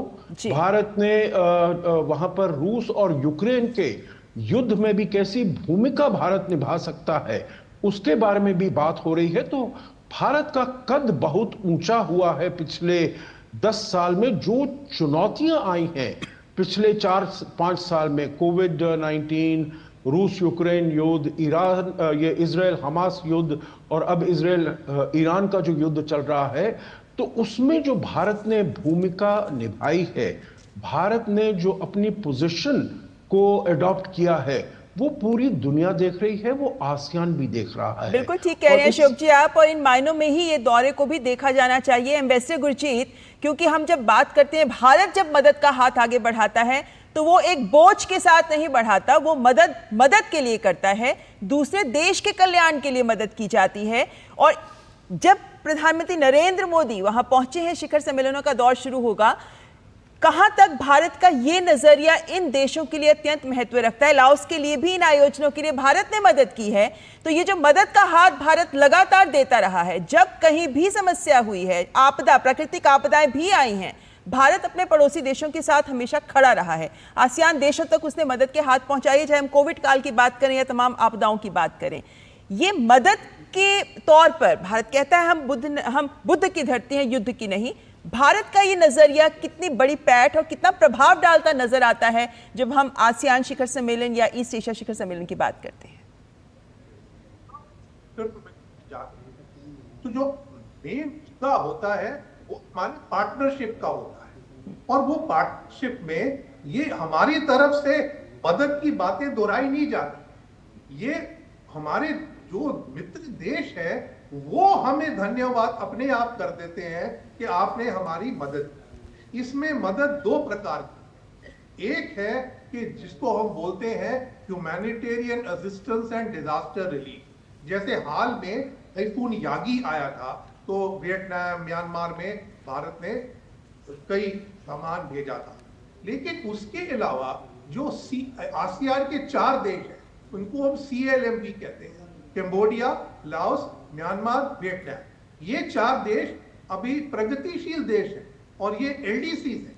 इनके लिए भारत ने जो बाकी आसियान के लिए नहीं किया है, इनके साथ बहुत मदद की है ग्रांट प्रोग्राम्स के अंदर, जिसमें IT centre, English language centre, entrepreneurship development centre वगैरह वगैरह कई चीजें वहां लगाई गई हैं। तो ये 2 प्रकार की मदद है, एक उनकी डेवलपमेंट के लिए और दूसरा संकट के समय उनकी मदद करना।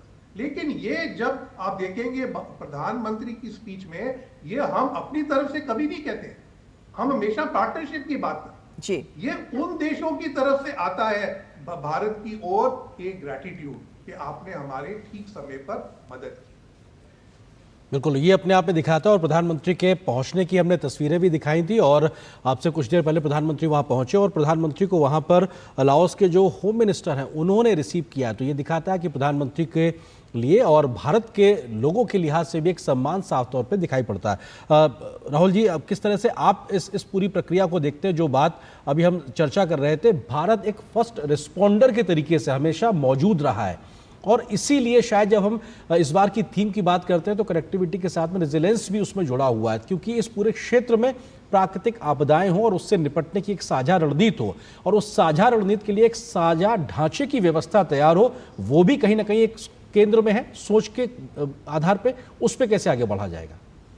देखिए, फर्स्ट रिस्पॉन्डर की जो आपने बात कही, किसी भी दोस्ती की, अंग्रेजी की एक कहावत है, friend in need is a friend in deed, या हिंदी में कहें तो धीरज धर्म मित्र अरु नारी, आपदकाल परखिए चारी।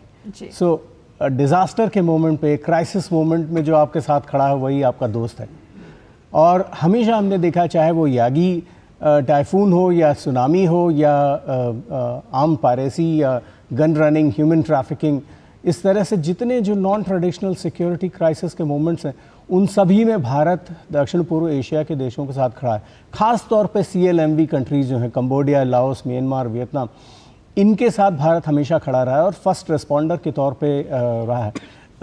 जो आपने बात कही कि एक कंबाइंड प्लेटफॉर्म की ज़रूरत है, एक सिंक्रोनाइज्ड सिंगल विंडो प्लेटफॉर्म की ज़रूरत है, वो उस पर भी भारत ने काम किया है। जैसे early warning, tsunami early warning system है, इसके लिए भारत ने एक सेटअप बनाया हुआ है और इन देशों को फ्री में, बिना किसी पैसे के, बिना किसी ऑब्लिगेशन के, इनको ये सारी अर्ली वार्निंग इंफॉर्मेशन प्रोवाइड की जाती है। समुद्री क्षेत्र में जो भी किसी भी तरह की सहायता चाहिए, भारतीय नौसेना जो है, इंडियन नेवी और कोस्ट गार्ड, वो दक्षिण पूर्व एशिया के देशों को मदद करने के लिए हमेशा तैयार रहते हैं। हालांकि लाओस एक लैंडलॉक कंट्री है तो उसको इसकी ज़रूरत नहीं होती, लेकिन दक्षिण पूर्व एशिया के जो बड़े देश हैं उनके लिए बहुत महत्वपूर्ण है। और साथ ही साथ जो कोविड का समय, जैसे कि मान लीजिए कोविड के समय लाओस जैसे देश को दुनिया के तमाम बड़े देश भूल चुके थे, और भारत एक ऐसा देश था जिसने कि कोविड वैक्सीन न सिर्फ प्रोवाइड कराई, बल्कि फैसिलिटीज़, जितनी भी तरह की फैसिलिटीज़ थी, मेडिकल इक्विपमेंट्स थे या टेक्नोलॉजी थी, या सिर्फ मास्क और जो मेडिकल डॉक्टर्स के लिए जो फैसिलिटीज़ चाहिए उसको प्रोवाइड कराया था। जब भी लाओस को किसी भी तरीके की दिक्कत पेश आई है, खाद्य सुरक्षा के मामले में या पानी के सप्लाई के मामले में, भारत ने मुझे लगता है 100 से ज़्यादा, करीब 150 ऐसे प्रोजेक्ट, डेवलपमेंटल प्रोजेक्ट चलाए हैं, जो लाओस ही नहीं, CLMV के जो कम विकसित देश हैं, लीस्ट डेवलप्ड कंट्रीज़ हैं, उनके लिए एक प्लेटफॉर्म तैयार किया है, उनको मदद की है।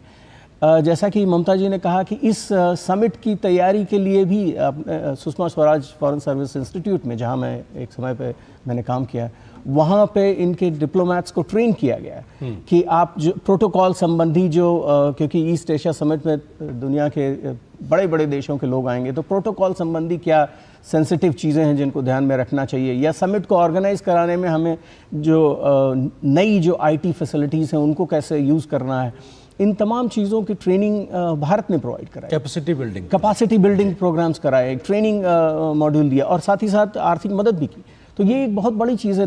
किसी दोस्त को ये कहने की ज़रूरत नहीं कि मैं आपका सबसे बड़ा दोस्त, आप मुसीबत के वक्त उसके, या क्राइसिस मोमेंट में, या उसके सबसे बड़े इस तरह के जो स्टेज परफॉर्मेंस के मौके पे आप उसके साथ खड़े हैं, यही आपका सबसे बड़ा दोस्ती का भारत कभी प्रमाण है। कहता नहीं है कि हम ये कर रहे हैं, लेकिन भारत करके दिखाता है और चुपचाप कर देता है मदद। और मुझे लगता है कि यही सबसे बड़ा एक पहलू है भारत का, जिसको विश्व भी सराहता है और वो तमाम देश भी सराहते हैं, जिनके साथ भारत हमेशा हर मुश्किल में खड़ा नजर आता है। खासकर पड़ोसी देशों के लेकर नेबर फर्स्ट नीति के तहत भारत लगातार आगे बढ़ता नजर आ रहा है। चर्चा हम आगे बढ़ाएंगे, लेकिन उससे पहले यहाँ एक ब्रेक के लिए रुकेंगे।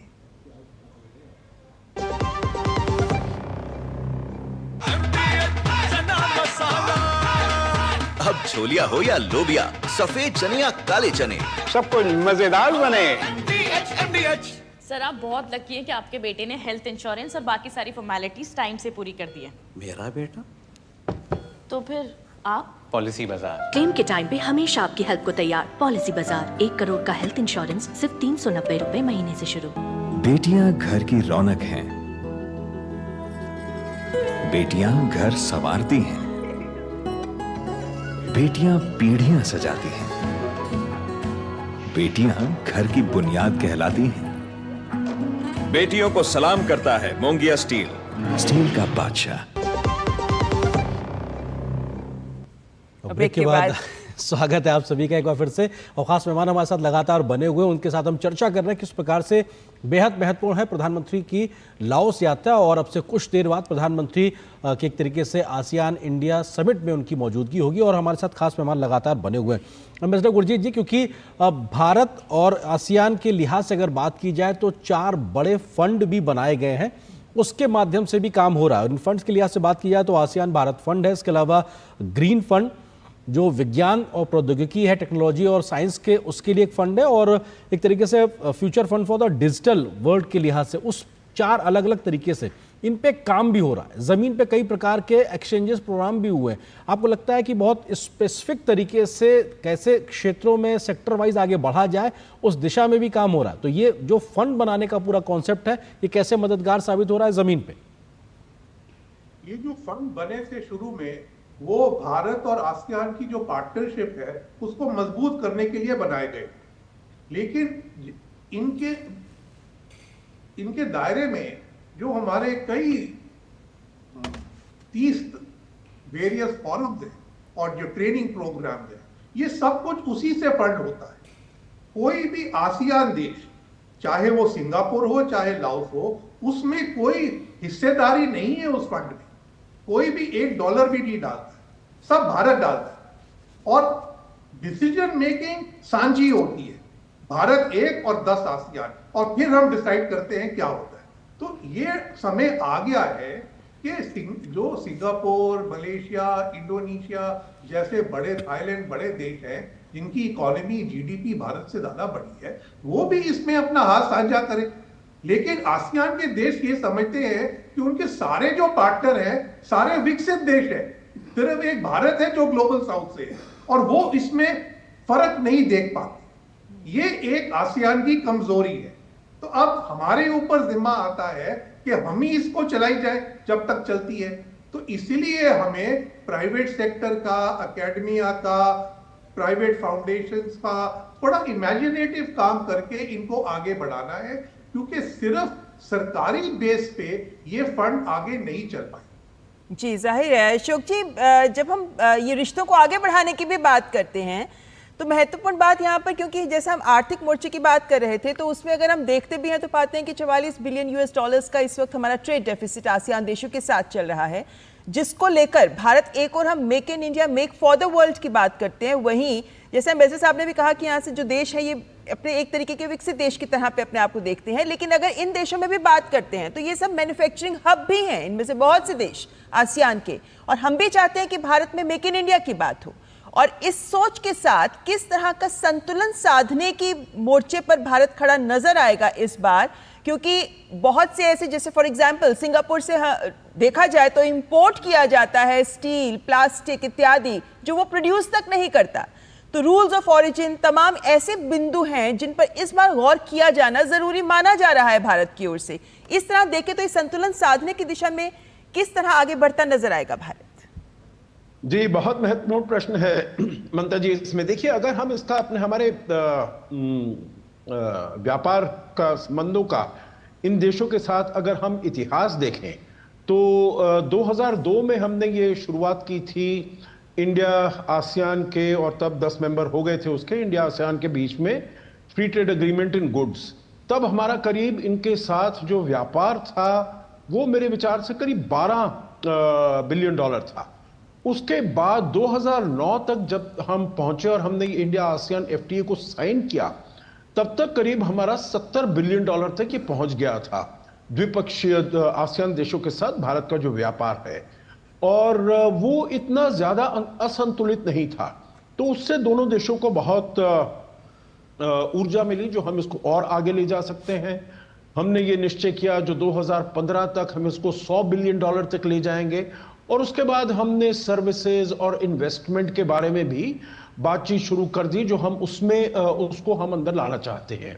अब सर्विसेज में देखिए, हमारा बहुत ही ज्यादा इंटरेस्ट था, जो हमारे जो लोग हैं, हमारे जो टेक्निकल प्रोफेशनल्स हैं, उनको आने की अनुमति दी जाए उन देशों में टेम्परेरीली, छोटे समय के लिए, जिससे कि वो काम कर सके। तो मतलब सर्विसेज में जिसे कहा जाता है मोड 4 WTO जो world trade agreement in services है, तो उसमें मोड 4 कहा जाता है, उसमें हमारे लोग वहां पर जाकर काम करें 2 साल 3 साल 4 साल, उसके बाद वापस आ जाए।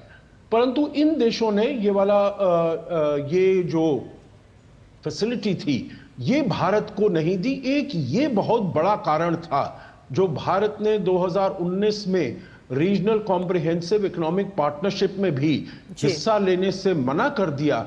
तो ये एक बहुत बड़ा कारण था। और भी था जो चीन से हमारे यहाँ और ज्यादा सामान आसानी से आएगा, ऑस्ट्रेलिया न्यूजीलैंड से dairy products, agricultural products concessional rates पर आ जाएंगे, वो अलग बातें हैं। परंतु ये भी एक बहुत ही महत्वपूर्ण बात थी। अब जब ये free trade agreement in goods हो गई ममता जी, तो उसमें ये तो हुआ जो हमारे जो टैरिफ्स थे वो पहले काफी ज्यादा हुआ करते थे।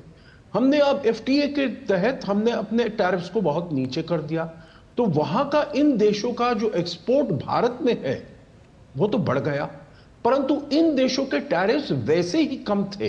तो उन्होंने थोड़ी सी हमको उसमें कमी दी, जिससे कि फायदा भारत को नहीं हो पाया, जिससे कि आपने जो बताया है जो ट्रेड डेफिसिट वो बहुत बढ़ गया। उनके एक्सपोर्ट्स तो भारत में आने शुरू हो गए, परंतु भारत के एक्सपोर्ट्स उस मार्केट में जाने इतने ज्यादा नहीं हुए। तो हम एफटीए का इतना फायदा नहीं उठा पाए हैं। इसीलिए 4 साल पहले हमने कहा जो ये आसियान इंडिया एफटीए जो है इसको हमें रीनेगोशिएट करना पड़ेगा, इसकी प्रोविजंस हमें देखनी पड़ेंगी। और इसके बारे में ही अभी बातचीत हो रही है। और ये लगता है जो अभी भी कुछ महीने पहले हमारे कॉमर्स मिनिस्टर पीयूष गोयल ने कहा था जो अगले साल तक इसका जो रिव्यू है ये कंप्लीट हो जाना चाहिए, और तब थोड़ा ज्यादा बैलेंस, थोड़ा ज्यादा संतुलित ऐसा फ्रेमवर्क बनना चाहिए जिससे भारत को भी एक्सेस मिलेगा इन देशों के मार्केट्स में जो अभी तक हमें नहीं मिला है। देखिए दूसरी बात इसमें जो आपने कही है मेक इन इंडिया, हम यहां पर मेक इन इंडिया का करेंगे, हम यहां पर सप्लाई चेन्स को लाएंगे, हमारी कंपेटिटिवनेस बढ़ेगी। मिर्जा सज्जना जी आपको रोकना चाहेंगे, कुछ और तस्वीरें हमारे पास में आ रही हैं, उनका जिक्र भी हम करते हैं। लाओस की राजधानी वियनचोंग में भारत वंशियों ने होटल